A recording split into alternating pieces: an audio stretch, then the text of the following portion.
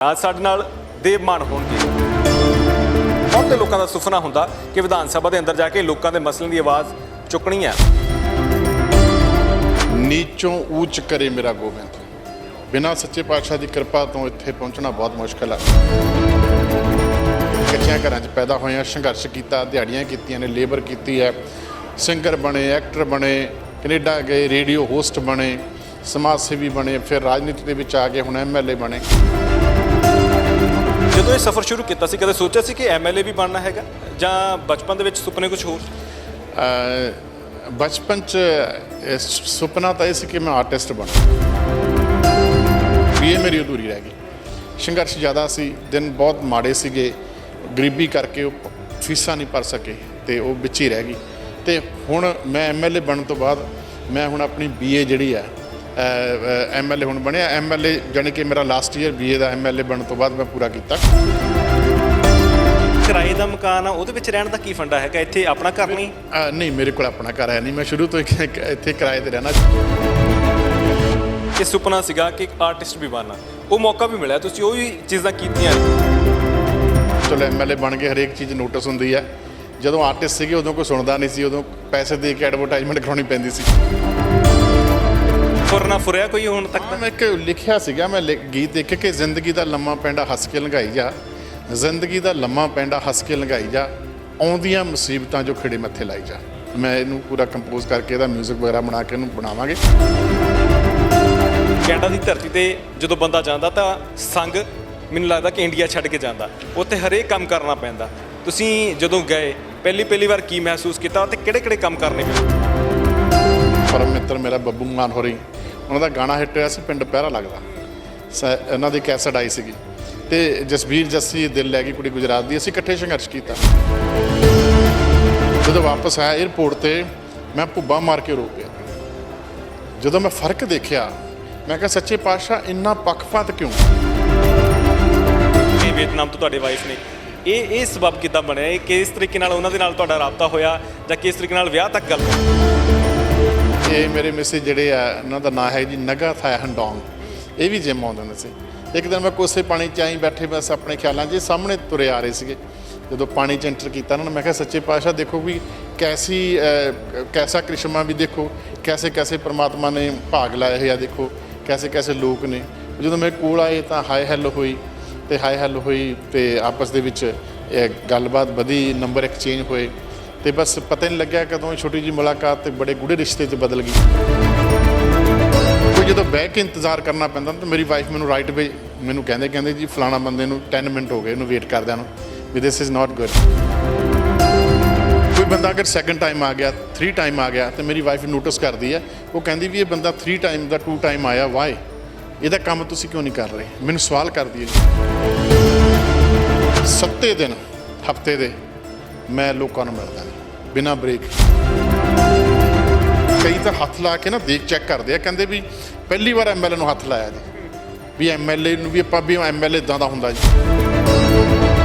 ਕੁੜਤਾ ਪਜਾਮਾ ਨਾਲ ਮਫਲਰ ਨਾਲ ਦਸਤਾਰ ਨਾਲੇ ਕਿਤਾਬਾਂ ਦਾ ਪਲੰਦਾ ਜਿਹੜੇ ਅੰਦਰੋਂ ਵਿਧਾਨ ਸਭਾ ਦੇ ਵਿੱਚੋਂ ਮਿਲਦੇ ਆ, ਫਿਰ ਅੰਦਰ ਜਾ ਕੇ ਪੜ੍ਹਨਾ ਵੀ ਪੈਂਦਾ ਵਿੱਚ ਕੀ ਹੈਗਾ। ਇਹ ਪਹਿਰਾਵਾ ਬਿਲਕੁਲ ਚੇਂਜ ਹੋ ਜਾਂਦਾ। ਜਦੋਂ ਅਸੀਂ ਕੈਨੇਡਾ ਦੀ ਧਰਤੀ 'ਤੇ ਰਹਿੰਦੇ ਹਾਂ ਉੱਥੇ ਪਹਿਰਾਵਾ ਕੁਝ ਹੋਰ ਸੀਗਾ।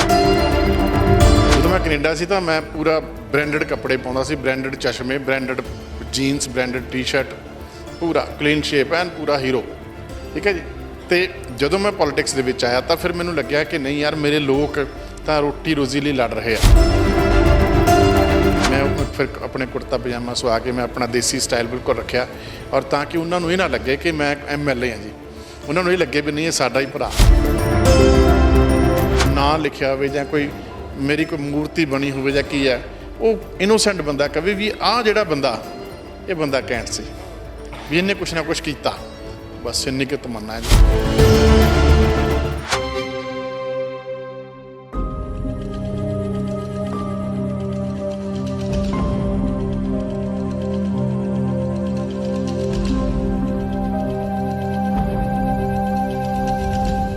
ਸਤਿ ਸ਼੍ਰੀ ਅਕਾਲ ਦੋਸਤੋ, ਇਸ ਵਕਤ ਤੁਹਾਡੇ ਨਾਲ ਤੁਹਾਡਾ ਆਪਣਾ ਦੋਸਤ ਹਰਦੀਪ ਸਿੰਘ ਭੋਗਲ ਪ੍ਰੋਗਰਾਮ ਸਫਰ ਜ਼ਿੰਦਗੀ ਲੈ ਕੇ ਹਾਜ਼ਰ ਹਾਂ। ਅੱਜ ਸਾਡੇ ਨਾਲ ਦੇਵ ਮਾਨ ਹੋਣਗੇ, ਆਮ ਆਦਮੀ ਪਾਰਟੀ ਦੇ ਵਿਧਾਇਕ ਨੇ। ਇਸ ਸਦਨ ਦੇ ਵਿੱਚ ਖੜੇ ਆ, ਇਹਦੀਆਂ ਤਸਵੀਰਾਂ ਆਮ ਤੌਰ ਤੇ ਬਹੁਤੇ ਲੋਕਾਂ ਤੱਕ ਨਹੀਂ ਪਹੁੰਚਦੀਆਂ। ਅੱਜ ਅੰਦਰ ਆਪਣੇ ਮਸਲੇ ਵੀ ਚੁੱਕੇ ਨੇ। ਦੇਵਮਾਨ ਸਾਡੇ ਨਾਲ ਨੇ, ਅੱਜ ਇਹਨਾਂ ਦੇ ਜ਼ਿੰਦਗੀ ਦੇ ਸਫ਼ਰ ਦੀ ਗੱਲ ਕਰਨੀ ਹੈ ਕਿ ਇੱਥੇ ਆਉਣ ਦਾ ਬਹੁਤੇ ਲੋਕਾਂ ਦਾ ਸੁਪਨਾ ਹੁੰਦਾ ਕਿ ਵਿਧਾਨ ਸਭਾ ਦੇ ਅੰਦਰ ਜਾ ਕੇ ਲੋਕਾਂ ਦੇ ਮਸਲਿਆਂ ਦੀ ਆਵਾਜ਼ ਚੁੱਕਣੀ ਹੈ। ਇੱਥੇ ਤੱਕ ਪਹੁੰਚੇ ਨੇ, ਇਹਨਾਂ ਦਾ ਇਹ ਸਫ਼ਰ ਕਿਹੋ ਜਿਹਾ ਰਿਹਾ ਅੱਜ ਜਾਣਨ ਦੀ ਕੋਸ਼ਿਸ਼ ਕਰਾਂਗੇ। ਮਾਨ ਸਾਹਿਬ, ਹਰ ਇੱਕ ਬੰਦੇ ਦਾ ਸੁਪਨਾ ਹੁੰਦਾ ਕਿ ਇਸ ਪਵਿੱਤਰ ਸਦਨ ਦੇ ਅੰਦਰ ਆਣ ਕੇ ਲੋਕਾਂ ਦੀ ਆਵਾਜ਼ ਚੱਕ ਸਕੀਏ। ਸਭ ਤੋਂ ਪਹਿਲਾਂ ਇੱਥੇ ਤੱਕ ਦੇ ਪਹੁੰਚਣ ਤੱਕ ਦਾ ਜਿਹੜਾ ਸਫ਼ਰ ਸੀਗਾ, ਇਹ ਸੰਘਰਸ਼ ਸੀਗਾ, ਇਸ ਨੂੰ ਜੇ ਕੁਝ ਸ਼ਬਦਾਂ ਵਿੱਚ ਪਰੋਣਾ ਹੋਵੇ ਤਾਂ ਕਿਸ ਤਰੀਕੇ ਨਾਲ ਪਰੋਉਂਗੇ? ਸਭ ਤੋਂ ਪਹਿਲਾਂ ਤਾਂ ਮੈਂ ਗੁਰੂ ਨਾਨਕ ਪਾਤਸ਼ਾਹ ਜੀ ਦਾ ਸ਼ੁਕਰੀਆ ਅਦਾ ਕਰਦਾ। ਨੀਚੋਂ ਊਚ ਕਰੇ ਮੇਰਾ ਗੋਬਿੰਦ। ਬਿਨਾਂ ਸੱਚੇ ਪਾਤਸ਼ਾਹ ਦੀ ਕਿਰਪਾ ਤੋਂ ਇੱਥੇ ਪਹੁੰਚਣਾ ਬਹੁਤ ਮੁਸ਼ਕਲ ਹੈ। ਔਰ ਇਸ ਪਵਿੱਤਰ ਸਦਨ ਦੇ ਵਿੱਚ ਜਿਹੜਾ ਕਿ ਸਭ ਤੋਂ ਵੱਡੀ ਪੰਚਾਇਤ ਆ ਪੰਜਾਬ ਦੀ, ਇਹਦੇ ਵਿੱਚ ਇੱਕ ਬਤੌਰ ਮੈਂਬਰ, ਇਹ ਬਤੌਰ ਇੱਕ MLA ਇੱਥੇ ਪਹੁੰਚਣਾ ਆਪਣੇ ਆਪ 'ਚ ਬਹੁਤ ਵੱਡੀ ਗੱਲ ਹੈ। ਔਰ ਅਸੀਂ ਆਮ ਘਰਾਂ ਦੇ ਬੱਚੇ ਹਾਂ ਜੀ, ਕੱਚਿਆਂ ਘਰਾਂ 'ਚ ਪੈਦਾ ਹੋਏ ਹਾਂ, ਸੰਘਰਸ਼ ਕੀਤਾ, ਦਿਹਾੜੀਆਂ ਕੀਤੀਆਂ ਨੇ, ਲੇਬਰ ਕੀਤੀ ਹੈ, ਸਿੰਗਰ ਬਣੇ, ਐਕਟਰ ਬਣੇ, ਕੈਨੇਡਾ ਗਏ, ਰੇਡੀਓ ਹੋਸਟ ਬਣੇ, ਸਮਾਜ ਸੇਵੀ ਬਣੇ, ਫਿਰ ਰਾਜਨੀਤੀ ਦੇ ਵਿੱਚ ਆ ਕੇ ਹੁਣ MLA ਬਣੇ। ਇਹ ਸਾਡੇ ਵਰਗੇ ਲੋਕਾਂ ਲਈ ਇਸ ਪੋਜੀਸ਼ਨ 'ਤੇ ਆਉਣਾ, ਮੈਂ ਤਾਂ ਕਹਿੰਦਾ ਧੰਨ ਹੈ ਅਰਵਿੰਦ ਕੇਜਰੀਵਾਲ ਸਾਹਿਬ, ਜਿਨ੍ਹਾਂ ਦੇ ਦਿਮਾਗ ਦੇ ਵਿੱਚ ਇਹ ਕਨਸੈਪਟ ਆਇਆ ਕਿ ਕਿਵੇਂ ਦੇਸ਼ ਦੀ ਰਾਜਨੀਤੀ ਨੂੰ ਠੀਕ ਕੀਤਾ ਜਾ ਸਕਦਾ ਔਰ ਕਿਵੇਂ ਪੁਰਾਣੇ ਰਵਾਇਤੀ ਲੀਡਰ ਜਿਹੜੇ ਚੱਲੇ ਆ ਰਹੇ ਉਹਨਾਂ ਦੀ ਚੇਨ ਨੂੰ, ਉਹਨਾਂ ਦੇ ਨੈਕਸਸ ਨੂੰ ਤੋੜਿਆ ਜਾ ਸਕਦਾ। ਉਹ ਭਾਗਾਂ ਵਾਲਾ ਦਿਨ ਸੀ 26 ਨਵੰਬਰ 2012 ਜਿੱਦਣ ਆਮ ਪਾਰਟੀ, ਕਾਮਨ ਮੈਨ ਪਾਰਟੀ ਬਣੀ ਔਰ ਸਾਡੇ ਵਰਗੇ ਲੋਕ ਨਾਲ ਜੁੜੇ। ਤੇ ਅੱਜ ਅਸੀਂ ਬਤੌਰ MLA ਵਿਧਾਨ ਸਭਾ ਦੇ ਵਿੱਚ ਆਉਂਦੇ ਹਾਂ, ਲੋਕਾਂ 'ਚ ਵਿਚਰਦੇ ਹਾਂ, ਲੋਕਾਂ ਦੀ ਆਵਾਜ਼ ਜਿਹੜੀ ਆ ਬੁਲੰਦ ਕਰਦੇ ਹਾਂ। ਉਹ ਆਵਾਜ਼ ਜਿਹੜੀ ਹੈ ਲੋਕ ਇਹ ਫੋਨ ਕਰਕੇ ਕਹਿੰਦੇ ਕਿ ਅੱਜ ਤੱਕ ਕਦੇ ਇਹ ਕਿਸੇ ਨੇ, ਜਿਵੇਂ ਮੈਂ ਨਾਭਾ ਵਿਧਾਨ ਸਭਾ ਤੋਂ MLA ਹਾਂ, ਕਿ ਕਦੇ ਕਿਸੇ MLA ਨੇ ਆਵਾਜ਼ ਚੱਕੀ ਨਹੀਂ, ਕਦੇ ਅਸੀਂ ਸੁਣਿਆ ਹੀ ਨਹੀਂ ਕਿ ਵਿਧਾਨ ਸਭਾ ਦੇ ਵਿੱਚ ਨਾਭਾ ਵਿਧਾਨ ਸਭਾ ਦਾ ਕੋਈ ਜ਼ਿਕਰ ਕਰਦਾ ਹੋਵੇ, ਆਪਣੇ ਬਜ਼ੁਰਗਾਂ ਦਾ ਕੋਈ ਜ਼ਿਕਰ ਕਰਦਾ ਹੋਵੇ, ਰਾਜਾ ਮਹਾਰਾਜਾ ਦਾ ਸ਼ਹਿਰ ਆ ਉਹਦਾ ਜ਼ਿਕਰ ਕੋਈ ਕਰਦਾ ਹੋਵੇ। NRI ਭਰਾ ਜਿਹੜੇ ਬਹੁਤ ਦਿਲੋਂ ਜੁੜੇ ਹੋਏ ਨੇ ਸਾਡੇ ਨਾਲ, ਉਹਨਾਂ ਦਾ ਜ਼ਿਕਰ ਕਰਦੇ ਹੋਏ ਲੋਕਾਂ ਦੇ ਆਮ ਮੁੱਦੇ, ਛੋਟੇ ਛੋਟੇ ਜਿਹੜੇ ਮੁੱਦੇ ਲੰਮੇ ਸਮੇਂ ਤੋਂ ਲਟਕੇ ਪਏ ਸੀ, ਉਹਦਾ ਕਿਤੇ ਜ਼ਿਕਰ ਨਹੀਂ ਕਰਦੇ, ਉਹ ਜ਼ਿਕਰ ਅਸੀਂ ਇੱਥੇ ਆ ਕੇ ਕਰਦੇ ਹਾਂ। ਸਾਨੂੰ ਖੁਸ਼ੀ ਹੁੰਦੀ ਹੈ ਇਸ ਗੱਲ ਦੀ। ਔਰ ਕਿਉਂਕਿ ਅਸੀਂ ਸਾਰੇ ਇੱਕੋ ਤਰ੍ਹਾਂ ਦੇ ਹਾਂ। ਅਸੀਂ 92 ਦੇ ਵਿੱਚੋਂ 82 MLA ਪਹਿਲੀ ਵਾਰ ਜਿੱਤੇ ਹਾਂ। ਸਾਡੇ ਮੁੱਖ ਮੰਤਰੀ ਸਾਹਿਬ ਵੀ ਇਸੇ ਜਿਹੜੇ ਪ੍ਰਵਿਰਤੀ ਦੇ ਮਾਲਕ ਨੇ ਕਿ ਉਹ ਵੀ ਬਹੁਤ ਗਰਾਊਂਡ ਲੈਵਲ 'ਤੇ ਜ਼ਮੀਨੀ ਪੱਧਰ 'ਤੇ ਥੱਲੇ ਜੁੜੇ ਹੋਏ ਨੇ ਜ਼ਮੀਨ ਨਾਲ ਔਰ ਹਰੇਕ ਦੀ ਗੱਲ ਸੁਣਦੇ ਔਰ ਸਭ ਦੇ ਮਨ ਦੀ ਭਾਵਨਾ ਕਿ ਆਪਾਂ ਕਰਪਸ਼ਨ ਮੁਕਤ ਪੰਜਾਬ ਕਰਨਾ ਹੈ। ਆਪਾਂ ਕਿਸਾਨੀ, ਗਰੀਬੀ, ਨੌਜਵਾਨੀ, ਇੰਡਸਟਰੀ ਵਾਲੇ ਲੋਕ ਜਿਹੜੇ ਆ ਸਾਰੇ ਨੌਜਵਾਨ, ਬੱਚੇ ਬੱਚੀਆਂ ਸਭ ਨੂੰ ਇੱਕ ਅੱਛੀ ਤਾਲੀਮ, ਅੱਛਾ ਸਿਹਤ ਸਿਸਟਮ ਜਿਹੜਾ ਪ੍ਰੋਵਾਈਡ ਕਰਨਾ। ਇਸ ਇੱਕ ਮੈਨੂੰ ਤਾਂ ਐਂ ਲੱਗਦਾ ਕਿ ਇੱਕ ਕ੍ਰਾਂਤੀਕਾਰੀ ਮੂਵਮੈਂਟ ਦਾ ਹਿੱਸਾ ਬਣ ਕੇ ਬਤੌਰ MLA ਮੈਨੂੰ ਬਹੁਤ ਚੰਗਾ ਲੱਗਦਾ। ਪਰਮਾਤਮਾ ਉਹਨਾਂ ਨੂੰ ਹਜ਼ਾਰਾਂ ਸਾਲ ਉਮਰ ਦੇਵੇ ਜਿਨ੍ਹਾਂ ਨੇ ਆਮ ਪਾਰਟੀ ਨੂੰ ਇੱਕ ਵੋਟ ਪਾ ਕੇ ਕਾਮਯਾਬ ਕੀਤਾ ਔਰ ਇਹ ਭਾਗਾਂ ਵਾਲੇ ਦਿਨ ਆਏ ਨੇ ਜੀ। ਜਦੋਂ ਅਸੀਂ ਤੁਹਾਡੀ ਗੱਲ ਕਰੀਏ, ਆਪਾਂ ਤੁਰਦੇ ਫਿਰਦੇ ਗੱਲ ਕਰਦੇ ਚੱਲਦੇ ਹਾਂ, ਕਿਉਂਕਿ ਬੜੀਆਂ ਸਾਰੀਆਂ ਚੀਜ਼ਾਂ ਹੁੰਦੀਆਂ ਨੇ ਇਸ ਪਵਿੱਤਰ ਸਦਨ ਦੇ ਵਿੱਚ ਜਿੱਥੇ ਤੁਸੀਂ ਅੱਜ ਖੜੇ ਆ, ਤਾਂ ਇਹਦੇ ਅੰਦਰ ਬਹੁਤ ਸਾਰੇ ਫੈਸਲੇ ਹੁੰਦੇ ਨੇ, ਲੋਕਾਂ ਦੀ ਕਿਸਮਤ ਬਾਰੇ ਫੈਸਲੇ ਹੁੰਦੇ ਨੇ। ਜਦੋਂ ਇਹ ਸਫ਼ਰ ਸ਼ੁਰੂ ਕੀਤਾ ਸੀ, ਕਦੇ ਸੋਚਿਆ ਸੀ ਕਿ MLA ਵੀ ਬਣਨਾ ਹੈਗਾ ਜਾਂ ਬਚਪਨ ਦੇ ਵਿੱਚ ਸੁਪਨੇ ਕੁਝ ਹੋਰ ਸੀ? ਬਚਪਨ 'ਚ ਸੁਪਨਾ ਤਾਂ ਇਹ ਸੀ ਕਿ ਮੈਂ ਆਰਟਿਸਟ ਬਣਾ, ਸਿੰਗਰ ਬਣਾ, ਐਕਟਰ ਬਣਾ। ਔਰ ਮੈਂ ਥੀਏਟਰ ਵੀ ਕੀਤਾ। ਹਰਪਾਲ ਟਿਵਾਣਾ ਸਾਹਿਬ ਜਿਨ੍ਹਾਂ ਨੇ ਲੌਂਗ ਦਾ ਲਸ਼ਕਾਰਾ ਫਿਲਮ ਬਣਾਈ, ਅਤੇ ਉੱਥੇ ਸਾਰੇ ਗੁਰਦਾਸ ਮਾਨ ਸਾਹਿਬ ਹੋਰੀ, ਸਰਦਾਰ ਸੋਹੀ, ਮੈਡਮ ਨਿਰਮਲ ਰਿਸ਼ੀ ਜੀ, ਗਿਰਜਾ ਸ਼ੰਕਰ, ਓਮਪੁਰੀ ਸਾਹਿਬ, ਉਹਨਾਂ ਦੇ ਅਸੀਂ ਗੁਰ ਭਾਈਆਂ, ਸਾਰੇ ਗੁਰੂ ਦੇ ਅਸੀਂ ਸਾਰੇ ਸ਼ਾਗਿਰਦ ਹਾਂ। ਅਤੇ ਬੜਾ ਮਨ ਦੇ ਵਿੱਚ ਉਹ ਸੀਗਾ। ਫਿਰ ਜਿਵੇਂ ਜਿਵੇਂ ਸਮਾਂ ਅੱਗੇ ਚੱਲਦਾ ਗਿਆ ਤਾਂ ਫਿਰ ਕਿਤੇ ਨਾ ਕਿਤੇ ਭੀਮ ਰਾਓ ਅੰਬੇਦਕਰ ਸਾਹਿਬ ਹੋਰਾਂ ਦਾ ਇੱਕ ਕਨਸੈਪਟ, ਉਹ ਕਹਿੰਦੇ ਸੀ ਵੀ ਮੈਨੂੰ ਗਿਲਾ ਇਸ ਗੱਲ ਦਾ ਕਿ ਲੋਕ ਬਾਹਰਲੇ ਮੁਲਕਾਂ ਜਾਂਦੇ ਆ ਔਰ ਵੀ ਚੰਗਾ ਉੱਥੇ ਕੁਝ ਨਾ ਕੁਝ ਸਿੱਖਣ ਨੂੰ ਮਿਲੂਗਾ, ਪਰ ਉਹ ਉੱਥੋਂ ਦੇ ਹੋ ਕੇ ਰਹਿ ਜਾਂਦੇ ਆ, ਵਾਪਸ ਕੇ ਮੁੜ ਕੇ ਨਹੀਂ ਆਉਂਦਾ। ਮੇਰੇ ਦਿਲ 'ਚ ਤਮੰਨਾ ਸੀ ਕਿ ਮੈਂ ਕੈਨੇਡਾ 'ਚ ਰਿਹਾ 13-14 ਸਾਲ, ਕਿ ਉੱਥੋਂ ਜੋ ਆਪਾਂ ਸਿੱਖਿਆ ਸਾਰਾ ਆ ਕੇ ਪੰਜਾਬ ਦੇ ਵਿੱਚ ਵੀ, ਆਪਣੇ ਦੇਸ਼ ਦੇ ਵਿੱਚ ਵੀ ਇੱਦਾਂ ਦਾ ਕਰੀਏ। ਅਤੇ ਫਿਰ ਪਾਰਟੀ ਇੱਦਾਂ ਦੀ ਬਣ ਗਈ, ਆਮ ਆਦਮੀ ਪਾਰਟੀ। ਜੇ ਮੈਂ ਗੱਲ ਕਰਾਂ ਕਿ ਅਕਾਲੀ ਦਲ, ਕਾਂਗਰਸ ਜਾਂ ਹੋਰ ਕੋਈ ਪਾਰਟੀ ਵੀ ਉਹ ਮੈਨੂੰ ਟਿਕਟ ਦੇਣ 'ਤੇ ਮੈਂ MLA ਬਣ ਜਾਂਦਾ, ਸ਼ਾਇਦ 7 ਜਨਮਾਂ ਦੇ ਵਿੱਚ ਵੀ ਮੈਂ MLA ਨਾ ਬਣ ਪਾਉਂਦਾ। ਇਹ ਸਿਰਫ ਤੇ ਸਿਰਫ ਆਮ ਆਦਮੀ ਪਾਰਟੀ ਦਾ ਕਨਸੈਪਟ ਸੀਗਾ ਕਿ ਆਮ ਘਰਾਂ ਦੇ ਬੱਚੇ ਬੱਚੀਆਂ ਨੂੰ ਉਹਨਾਂ ਨੂੰ ਵਿਧਾਇਕ ਬਣਾਉਣਾ। ਜੇ ਅਸੀਂ ਤੁਹਾਡੀ ਤਾਲੀਮ ਦੀ ਗੱਲ ਕਰੀ, ਤੁਸੀਂ ਜ਼ਿਕਰ ਕੀਤਾ ਕਿ ਆਰਟਿਸਟ ਬਣਨਾ ਚਾਹੁੰਦੇ ਸੀ। ਤਾਲੀਮ ਜਿਹੜੀ ਹੈ ਤੁਹਾਡੀ ਪੜ੍ਹਾਈ, ਮੁੱਢਲੀ ਪੜ੍ਹਾਈ ਤੁਹਾਡੀ ਨਾਭੀ ਹੋਈ ਹੈ ਜਾਂ ਫਿਰ ਕਿਤੇ? ਬਿਲਕੁਲ, ਮੇਰਾ ਪਿੰਡ ਹੈ ਜੀ ਨਾਲ ਹੀ ਹੈ, ਤਕਰੀਬਨ ਸਨੌਰ ਦੇ ਨਾਲ ਮੇਰਾ ਪਿੰਡ ਹੈ, ਫਤਿਹਪੁਰ ਰਾਜਪੂਤ। ਤਾਂ ਮੈਂ ਉੱਥੋਂ ਪ੍ਰਾਇਮਰੀ, ਮਿਡਲ ਸਕੂਲ ਦੀ ਐਜੂਕੇਸ਼ਨ ਲਈ, ਫਿਰ ਸਨੌਰ ਹਾਈ ਸਕੂਲ ਹੈ, ਅਤੇ ਉੱਥੋਂ ਮੈਂ ਫਿਰ ਮੈਟ੍ਰਿਕ ਕੀਤੀ, ਗੌਰਮੈਂਟ ਮਹਿੰਦਰਾ ਕਾਲਜ +1 +2 ਕੀਤੀ, ਫਿਰ ਉੱਥੇ BA, ਪਰ BA ਮੇਰੀ ਅਧੂਰੀ ਰਹਿ ਗਈ। ਸੰਘਰਸ਼ ਜ਼ਿਆਦਾ ਸੀ, ਦਿਨ ਬਹੁਤ ਮਾੜੇ ਸੀਗੇ, ਗਰੀਬੀ ਕਰਕੇ ਉਹ ਫੀਸਾਂ ਨਹੀਂ ਭਰ ਸਕੇ ਅਤੇ ਉਹ ਵਿੱਚ ਹੀ ਰਹਿ ਗਈ।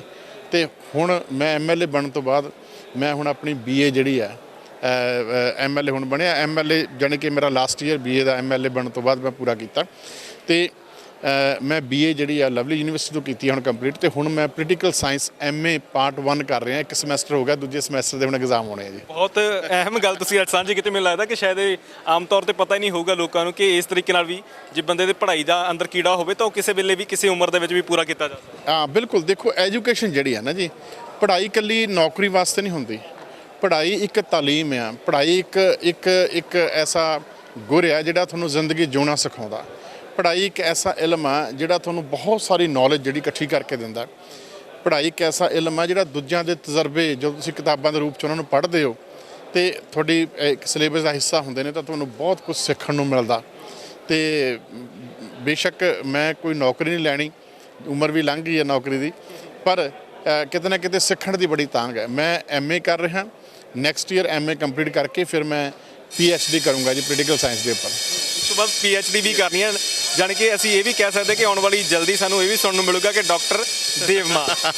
ਬਿਲਕੁਲ ਬਿਲਕੁਲ, ਤੇ ਇਹ ਮੇਰਾ ਸ਼ੌਕ ਹੈ, ਮੈਨੂੰ ਪੈਸ਼ਨ ਹੈ। ਰਾਜਨੀਤੀ ਵੀ ਮੇਰਾ ਮਜਬੂਰੀ ਨਹੀਂ ਹੈ, ਰਾਜਨੀਤੀ ਵੀ ਮੇਰਾ ਪੈਸ਼ਨ ਹੈ। ਰਾਜਨੀਤੀ ਵਿੱਚ ਮੈਂ ਆਇਆ ਸੁਧਾਰ ਕਰਨ ਵਾਸਤੇ ਕਿ ਲੋਕਾਂ ਦੇ ਮਸਲੇ ਹੱਲ ਕਰੀਏ। ਨਾਭਾ ਵਿਧਾਨ ਸਭਾ ਤੋਂ 64,000 ਦੇ ਲਗਭਗ ਵੋਟਾਂ ਨਾਲ ਮੈਨੂੰ ਲੋਕਾਂ ਨੇ ਜਿੱਤ ਦਿਵਾਈ ਹੈ। ਤੇ ਉਹ ਲੋਕ ਜਿਹੜੇ ਲੰਮੇ ਸਮੇਂ ਤੋਂ ਰਾਜ ਕਰਦੇ ਆ ਰਹੇ ਸੀ, ਸਰਕਾਰਾਂ ਦਾ ਹਿੱਸਾ ਸੀਗਾ, MLA ਵੀ ਇੱਥੋਂ ਬਣਦੇ ਆਏ ਆ, ਕਦੇ ਉਹ ਇਸ ਅੰਕੜੇ ਨੂੰ ਟੱਚ ਵੀ ਨਹੀਂ ਕੀਤਾ ਉਹਨਾਂ ਨੇ ਕਦੇ। ਉਹ ਤਾਂ 10-15,000 ਤੱਕ ਸੀਮਿਤ ਰਹਿ ਜਾਂਦੇ ਸੀ। ਔਰ ਇੱਕ ਬਹੁਤ ਵੱਡਾ ਐ ਸਮਝ ਲਓ ਕਿ ਇੱਕ ਨਵੇਂ ਕਿਸਮ ਦੀ ਦੇਸ਼ ਦੇ ਵਿੱਚ ਇੱਕ ਨਵੇਂ ਕਿਸਮ ਦੀ ਜਿਹੜੀ ਆਰਗੈਨਿਕ ਇੱਕ ਨਵੀਂ ਪੋਲੀਟੀਕਲ ਲੋਕਾਂ ਦੀ ਇੱਕ ਜਮਾਤ ਜਿਹੜੀ ਆ ਉਹ ਪੈਦਾ ਹੋ ਰਹੀ ਹੈ। ਇਹ ਬਹੁਤ ਵੱਡਾ, ਮਤਲਬ ਤੁਸੀਂ ਬਰੀਕੀ ਨਾਲ ਸਟੱਡੀ ਕਰੋ ਨਾ। ਆਪਾਂ ਅਕਸਰ ਗੱਲ ਕਰਦੇ ਹਾਂ ਕਿ 75 ਸਾਲ ਹੋ ਗਏ ਮੁਲਕ ਆਜ਼ਾਦ ਹੋਇਆ ਨੂੰ। ਕੱਲ੍ਹ ਨੂੰ 23 ਮਾਰਚ ਹੈ, ਭਗਤ ਸਿੰਘ ਰਾਜਗੁਰੂ ਸੁਖਦੇਵ ਹੋਰਾਂ ਦਾ ਸ਼ਹੀਦੀ ਦਿਹਾੜਾ ਹੈ ਕਿ ਦੇਸ਼ ਆਜ਼ਾਦ ਹੋਇਆ। ਪਰ ਆਜ਼ਾਦ ਹੋਣ ਤੋਂ ਬਾਅਦ ਆਪਾਂ 75 ਸਾਲ ਬਾਅਦ ਜਦੋਂ ਦੇਸ਼ ਗੁਲਾਮ ਸੀ 1947 'ਚ, ਉਦੋਂ ਸਾਡਾ 1 ਰੁਪਈਆ ਤੇ $1 ਇੱਕ ਬਰਾਬਰ ਸੀ। ਅੱਜ 75 ਸਾਲਾਂ ਬਾਅਦ ਅੱਜ ਅਮਰੀਕਾ ਨਾਲੋਂ ਅਸੀਂ 82 ਗੁਣਾ ਗਰੀਬ ਹਾਂ, ਕੈਨੇਡਾ ਨਾਲੋਂ 60-62 ਗੁਣਾ ਅਸੀਂ ਗਰੀਬ ਹਾਂ। ਉਹਦਾ ਕਾਰਨ ਕੀ ਹੈ? ਉਹਦਾ ਸਭ ਤੋਂ ਵੱਡਾ ਕਾਰਨ ਇਹ ਮੈਂ ਜੋ ਮਹਿਸੂਸ ਕਰਦਾ, ਜਿਹਦੇ ਕਰਕੇ ਅਸੀਂ ਇਹ ਪਾਰਟੀ ਵਿੱਚ ਆਏ, ਕਿ ਜਿਹੜੀ ਇੱਕ ਪੋਲੀਟੀਕਲ ਜਮਾਤ ਜਿਹੜੀ ਆ, ਜਿਵੇਂ ਬਾਦਲ ਸਾਹਿਬ ਵਰਗੇ 8-9 ਵਾਰ MLA, 5 ਵਾਰ ਚੀਫ ਮਿਨਿਸਟਰ ਬਣ ਗਏ, ਉਹ ਜਮਾਤ ਇੱਕ ਕਾਬਜ਼ ਹੋ ਕੇ ਬਹਿ ਗਈ ਸੀ। ਮੈਂ ਇਹ ਗੱਲ ਕਹਿਣਾ ਕਿ ਜੇ ਮੈਂ MLA ਬਣਿਆ, ਜੇ ਅੱਗੇ ਨੂੰ ਕੰਮ ਕਰਾਂਗੇ ਤਾਂ ਵੋਟ ਪਾਇਓ, ਜੇ ਆਪਣੇ ਦੇਸ਼ ਨੂੰ ਪਿਆਰ ਕਰਦੇ ਹੋ, ਜੇ ਆਪਣੇ ਦੇਸ਼ ਦੇ ਚੰਗੇ ਭਵਿੱਖ ਨੂੰ ਪਿਆਰ ਕਰਦੇ ਹੋ, ਜੇ ਆਪਣੇ ਬੱਚੇ ਬੱਚੀਆਂ ਦੇ ਭਵਿੱਖ ਚੰਗੇ ਚਾਹੁੰਦੇ ਹੋ, ਤਾਂ ਫਿਰ ਤੁਹਾਨੂੰ ਇਹ ਨਜ਼ਰ ਰੱਖਣੀ ਪੈਣੀ ਹੈ। ਜੇ ਕੰਮ ਹੋਏਗਾ ਤਾਂ ਫਿਰ ਅੱਗੇ ਮੌਕਾ ਦਿਓ, ਜੇ ਕੰਮ ਨਹੀਂ ਹੋਏਗਾ ਤਾਂ ਤੁਸੀਂ ਰਾਈਟ ਵੇ 5 ਸਾਲ ਦਾ ਇੰਤਜ਼ਾਰ ਨਾ ਕਰੋ ਕਿ 5 ਸਾਲ ਬਾਅਦ ਵੋਟਾਂ ਦੇ ਰੂਪ ਦੱਸਾਂਗੇ। ਤੁਸੀਂ ਰਾਈਟ ਵੇ ਜੇ ਕੋਈ ਗਲਤੀ ਆ ਤਾਂ ਦੱਸੋ ਕਿ ਕਰੋ। ਤੇ ਇਹ ਅਸੀਂ ਤਾਂ ਕਹਿੰਦੇ ਰਹੇ ਹਾਂ ਨਾ ਜੀ ਗੱਲ, ਕਿ ਬੋਲਣਾ ਸਿੱਖੋ।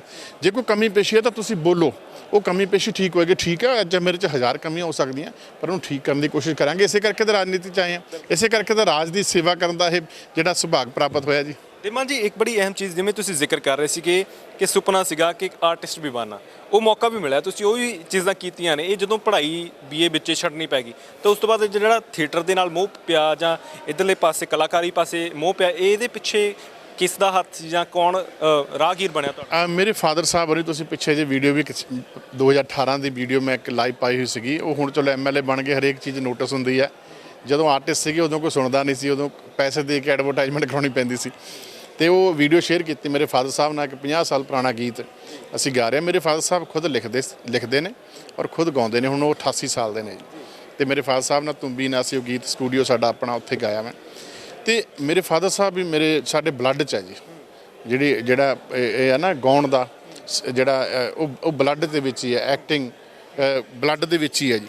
ਔਰ ਮੇਰੇ ਬ੍ਰਦਰ, ਮੇਰੇ ਤੋਂ ਵੱਡੇ ਬ੍ਰਦਰ, ਉਹਨਾਂ ਨੇ ਇੰਡੀਅਨ ਕਲਾਸੀਕਲ ਦੇ ਵਿੱਚ MPhil ਕੀਤੀ ਹੈ, ਲੈਕਚਰਰ ਨੇ ਹੁਣ ਦਿੱਲੀ ਦੇ ਵਿੱਚ, ਗੌਰਮੈਂਟ ਜੌਬ ਦੇ ਵਿੱਚ ਨੇ।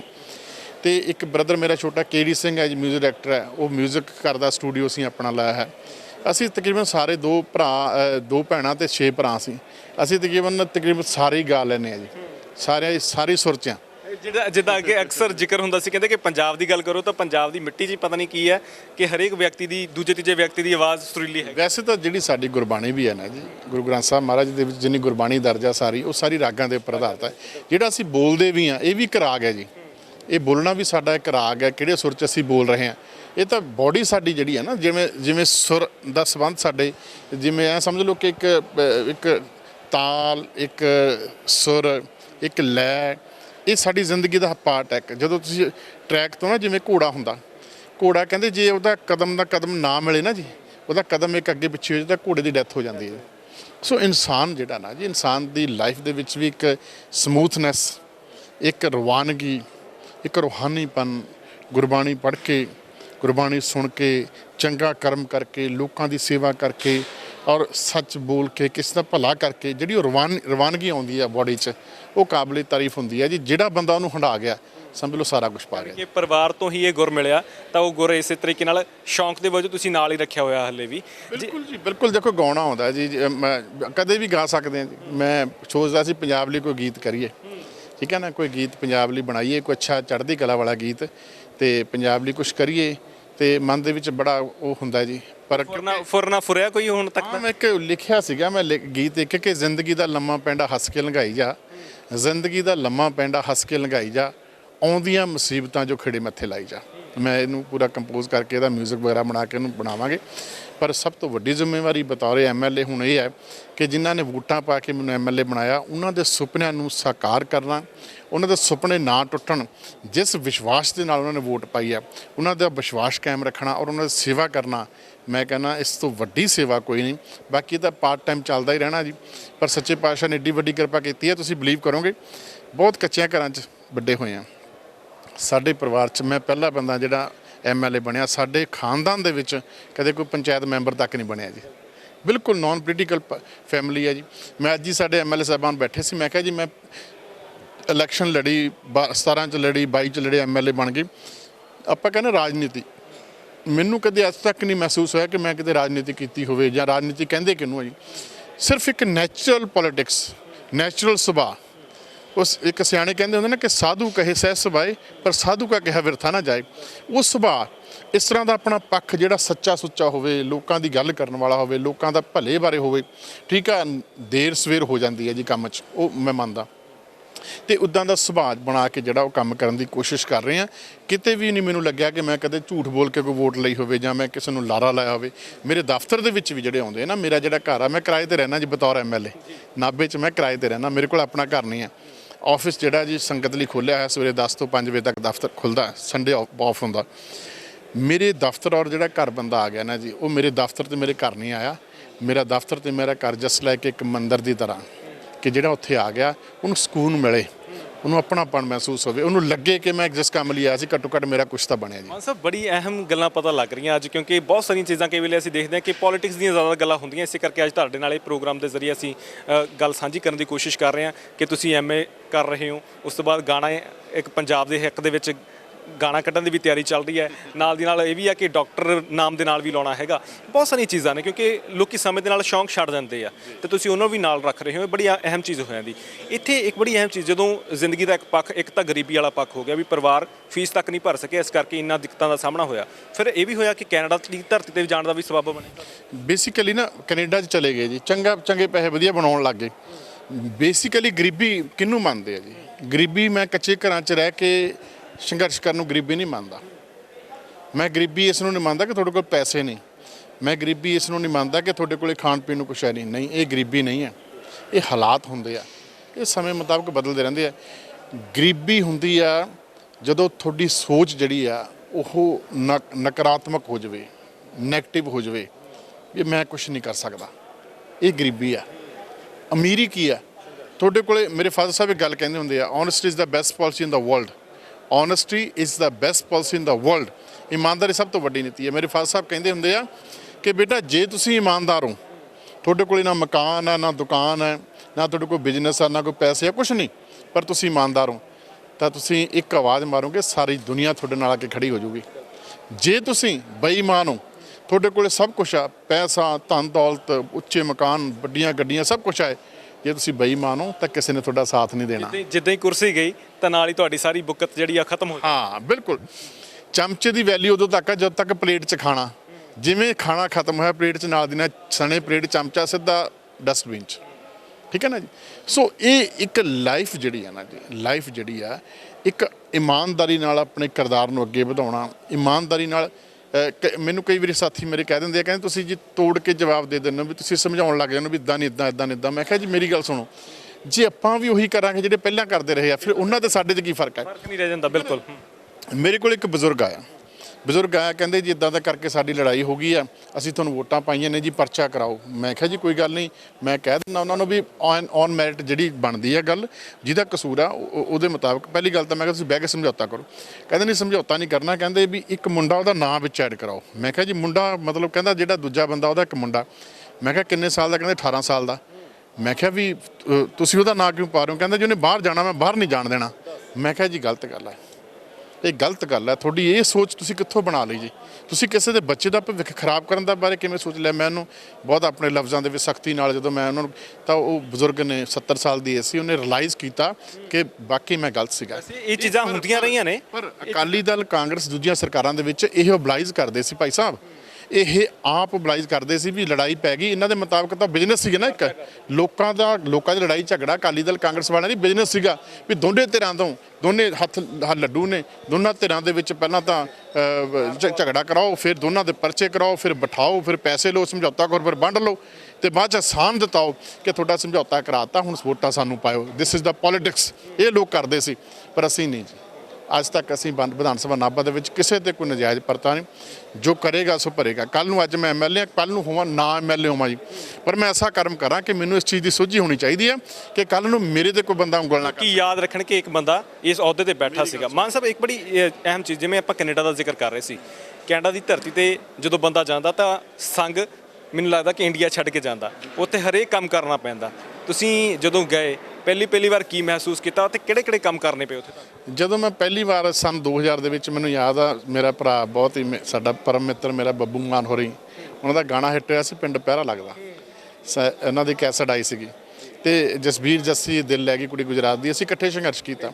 ਸਾਡਾ ਟੂਰ ਬਣਿਆ ਸੀ ਜੀ, ਅਨਾਮਿਕਾ ਸਿੰਘ ਸੀਗੀ ਕੁੜੀ, ਕਾਲਾ ਸ਼ਾਹ ਕਾਲਾ ਮੇਰਾ ਕਾਲਾ ਹੈ ਸਰਦਾਰ, ਇਹਨਾਂ ਦਾ ਟੂਰ ਬਣਿਆ। ਮੈਂ ਕੋ ਸਿੰਗਰ, ਮੈਨੂੰ ਜਾਣ ਦਾ ਮੌਕਾ ਮਿਲਿਆ ਸਨ 2000 ਦੇ ਵਿੱਚ। ਫਸਟ ਟਾਈਮ ਮੈਂ ਕੈਲਗਰੀ ਕੈਨੇਡਾ ਉਤਰਿਆ, ਮਈ 21 ਸੀਗੀ, ਮਈ 21 2000, ਤੇ ਉਸ ਤੋਂ ਬਾਅਦ ਅਮਰੀਕਾ ਅਸੀਂ ਗਏ। ਅਸੀਂ ਉਹ ਬੜਾ ਤਜਰਬਾ ਜਿਹੜਾ ਸੀ, ਬੜਾ ਮਤਲਬ, ਜਦੋਂ ਮੈਂ ਵਾਪਸ ਆਇਆ ਨਾ, ਜਦੋਂ ਵਾਪਸ ਆਇਆ ਏਅਰਪੋਰਟ ਤੇ ਮੈਂ ਭੁੱਬਾ ਮਾਰ ਕੇ ਰੋ ਪਿਆ। ਜਦੋਂ ਮੈਂ ਫਰਕ ਦੇਖਿਆ, ਮੈਂ ਕਿਹਾ ਸੱਚੇ ਪਾਤਸ਼ਾਹ ਇੰਨਾ ਪੱਖਪਾਤ ਕਿਉਂ ਹੈ? ਪਰਮਾਤਮਾ ਵੀ ਅਸੀਂ ਤੇਰਾ ਕੀ ਮਾੜਾ ਕੀਤਾ? ਉਹ ਮੁਲਕ ਐਸੇ ਨੇ ਤੇ ਸਾਡਾ ਮੁਲਕ ਐਸਾ ਕਿਉਂ ਆ? ਉਹ ਮੁਲਕ ਇੰਨੇ ਵੈਲ ਸੈਟਲਡ ਨੇ, ਡਿਸਿਪਲਿਨ, ਸਾਡੇ ਇੱਥੇ ਕਿਉਂ ਨਹੀਂ? ਅਵਾਰਾ ਪਸ਼ੂ ਸੜਕਾਂ 'ਤੇ ਤੁਰੇ ਫਿਰਦੇ ਆ, ਟ੍ਰੈਫਿਕ ਦਾ ਕੋਈ ਸਿਸਟਮ ਹੈ ਨਹੀਂ, ਸਾਰਾ ਕੁਛ ਵੀ ਕਿਉਂ ਆ? ਝੂਠ, ਤੂਫਾਨ, ਪਤਾ ਨਹੀਂ ਪੈਸਾ ਕਮਾਉਣ ਦੀ ਲਾਲਸਾ, ਆਪਾਂ ਦੂਜੇ ਨੂੰ ਨੀਚਾ ਦਿਖਾਉਣ ਦਾ ਹੀ ਕਿਉਂ ਆ ਸਾਡੇ ਵਿੱਚ? ਇੱਦਾਂ ਨਹੀਂ ਹੋਣਾ ਚਾਹੀਦਾ। ਤੇ ਫਿਰ ਲੱਗਿਆ ਵੀ ਇਹ ਤਾਂ ਤੁਸੀਂ ਬਾਹਰ ਚਲੇ ਗਏ, ਤੁਹਾਨੂੰ ਤਾਂ ਪਤਾ ਲੱਗ ਗਿਆ। ਜਿਹੜੇ ਲੋਕ ਉਰੇ ਰਹਿੰਦੇ ਨੇ ਜੀ, ਉਹਨਾਂ ਨੂੰ ਇਹ ਲੱਗੀ ਜਾਂਦਾ ਵੀ ਯਾਰ ਇੱਕ ਵਾਰੀ ਬਾਹਰ ਪਹੁੰਚੀਏ, ਵੀ ਹਾਂ ਵੀ ਸ਼ਾਇਦ ਇਹੀ ਦੁਨੀਆ, ਕਿਤੇ ਬਾਹਰ ਸਾਨੂੰ ਸ਼ਾਇਦ ਮੌਕਾ ਕੋਈ ਮਿਲੇ। ਪਰ ਬਾਹਰ ਜਾ ਕੇ ਜਦੋਂ ਦੁਨੀਆ ਤੁਸੀਂ ਘੁੰਮਦੇ ਹੋ ਨਾ, ਜਦੋਂ ਮੈਂ ਬਹੁਤ ਸਾਰੇ ਮੁਲਕਾਂ 'ਚ ਗਿਆ ਜੀ, ਮੇਰੀ ਵਾਈਫ ਵੀਅਤਨਾਮ ਤੋਂ ਹੈ, ਠੀਕ ਹੈ ਜੀ, ਤੇ ਕੈਨੇਡੀਅਨ ਸਿਟੀਜ਼ਨ ਹੈ ਜੀ, ਤੇ ਜਦੋਂ ਤੁਸੀਂ ਮੁਲਕਾਂ 'ਚ ਜਾਂਦੇ ਹੋ, ਹੋਰ ਦੂਜੀ ਕਮਿਊਨਿਟੀ ਦੇ ਲੋਕਾਂ ਨੂੰ ਮਿਲਦੇ ਹੋ, ਫਿਰ ਤੁਹਾਨੂੰ ਪਤਾ ਲੱਗਦਾ ਕਿ ਤੁਸੀਂ ਕਿੱਥੇ ਸਟੈਂਡ ਕਰਦੇ ਹੋ। ਮੈਂ ਬਿਲਕੁਲ ਹੁਣ ਇਹੀ ਸਵਾਲ ਕਰਨਾ ਸੀ, ਤੁਸੀਂ ਆਪ ਹੀ ਜ਼ਿਕਰ ਕਰ ਦਿੱਤਾ ਕਿ ਵੀਅਤਨਾਮ ਤੋਂ ਤੁਹਾਡੇ ਵਾਈਫ ਨੇ, ਇਹ ਸਬਬ ਕਿੱਦਾਂ ਬਣਿਆ? ਇਹ ਕਿਸ ਤਰੀਕੇ ਨਾਲ ਉਹਨਾਂ ਦੇ ਨਾਲ ਤੁਹਾਡਾ ਰਾਬਤਾ ਹੋਇਆ, ਜਾਂ ਕਿਸ ਤਰੀਕੇ ਨਾਲ ਵਿਆਹ ਤੱਕ ਗੱਲ ਪਹੁੰਚੀ? ਜੀ, ਮੈਂ ਐਜ਼ ਏ ਰੇਡੀਓ ਹੋਸਟ ਮੈਂ ਫਿਰ ਕੈਨੇਡਾ ਕੰਮ ਸ਼ੁਰੂ ਕੀਤਾ ਵਰਕ ਪਰਮਿਟ ਦੇ ਉੱਪਰ, ਤੇ ਰੇਡੀਓ ਤੋਂ ਮੈਂ ਕੰਮ ਕਰਦਾ। ਸ਼ਾਮੀ ਫਿਰ ਰਿਲੈਕਸ ਹੋਣ ਵਾਸਤੇ ਜਿਮ ਚਲੇ ਜਾਣਾ ਜੀ, ਜਿਮ ਕਰਨਾ, ਰਨਿੰਗ ਕਰਨੀ। ਉੱਥੇ ਬਹੁਤ ਰਿਕ੍ਰੀਏਸ਼ਨ ਸੈਂਟਰ ਬਣੇ ਹੋਏ ਆ ਜੀ, ਗਰਮ ਪਾਣੀ, ਠੰਡਾ ਪਾਣੀ, ਕੋਸਾ ਪਾਣੀ ਉੱਥੇ। ਤੇ ਇਹ ਮੇਰੇ ਮਿਸਿਸ ਜਿਹੜੇ ਆ, ਉਹਨਾਂ ਦਾ ਨਾਂ ਹੈ ਜੀ ਨਗਾ ਥਾਇਆ ਹੰਡੋਂਗ, ਇਹ ਵੀ ਜਿਮ ਆਉਂਦੇ ਹੁੰਦੇ ਸੀ। ਇੱਕ ਦਿਨ ਮੈਂ ਕੋਸੇ ਪਾਣੀ 'ਚ ਆਈ ਬੈਠੇ, ਬਸ ਆਪਣੇ ਖਿਆਲਾਂ 'ਚ ਸਾਹਮਣੇ ਤੁਰੇ ਆ ਰਹੇ ਸੀਗੇ। ਜਦੋਂ ਪਾਣੀ 'ਚ ਐਂਟਰ ਕੀਤਾ ਉਹਨਾਂ ਨੇ, ਮੈਂ ਕਿਹਾ ਸੱਚੇ ਪਾਤਸ਼ਾਹ ਦੇਖੋ ਵੀ ਕੈਸਾ ਕ੍ਰਿਸ਼ਮਾ, ਵੀ ਦੇਖੋ ਕੈਸੇ ਪਰਮਾਤਮਾ ਨੇ ਭਾਗ ਲਾਏ ਹੋਏ ਆ, ਦੇਖੋ ਕੈਸੇ ਲੋਕ ਨੇ।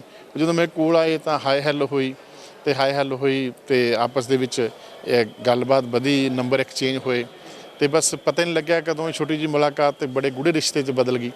ਪਰ ਅਸੀਂ 14 'ਚ ਮਿਲੇ ਫਸਟ ਟਾਈਮ, 2014 'ਚ, ਤੇ 2020 'ਚ ਆ ਕੇ ਅਸੀਂ ਮੈਰਿਜ ਕੀਤੀ। ਜਾਣੀ ਕਿ ਉਹਨਾਂ ਨੇ 14 ਤੋਂ ਲੈ ਕੇ 2020 ਤੱਕ ਪੂਰਾ ਪਰਖਿਆ ਕਿ ਦੇਵਮਾਨ ਕਸਵੱਟੀ ਦੇ ਖਰਾ ਉਤਰਦਾ ਕਿ ਨਹੀਂ ਉਤਰਦਾ। ਉਸ ਤੋਂ ਬਾਅਦ ਡਿਸਾਈਡ ਕੀਤਾ ਕਿ ਮੈਂ ਵਿਆਹ ਕਰਾਉਣਾ।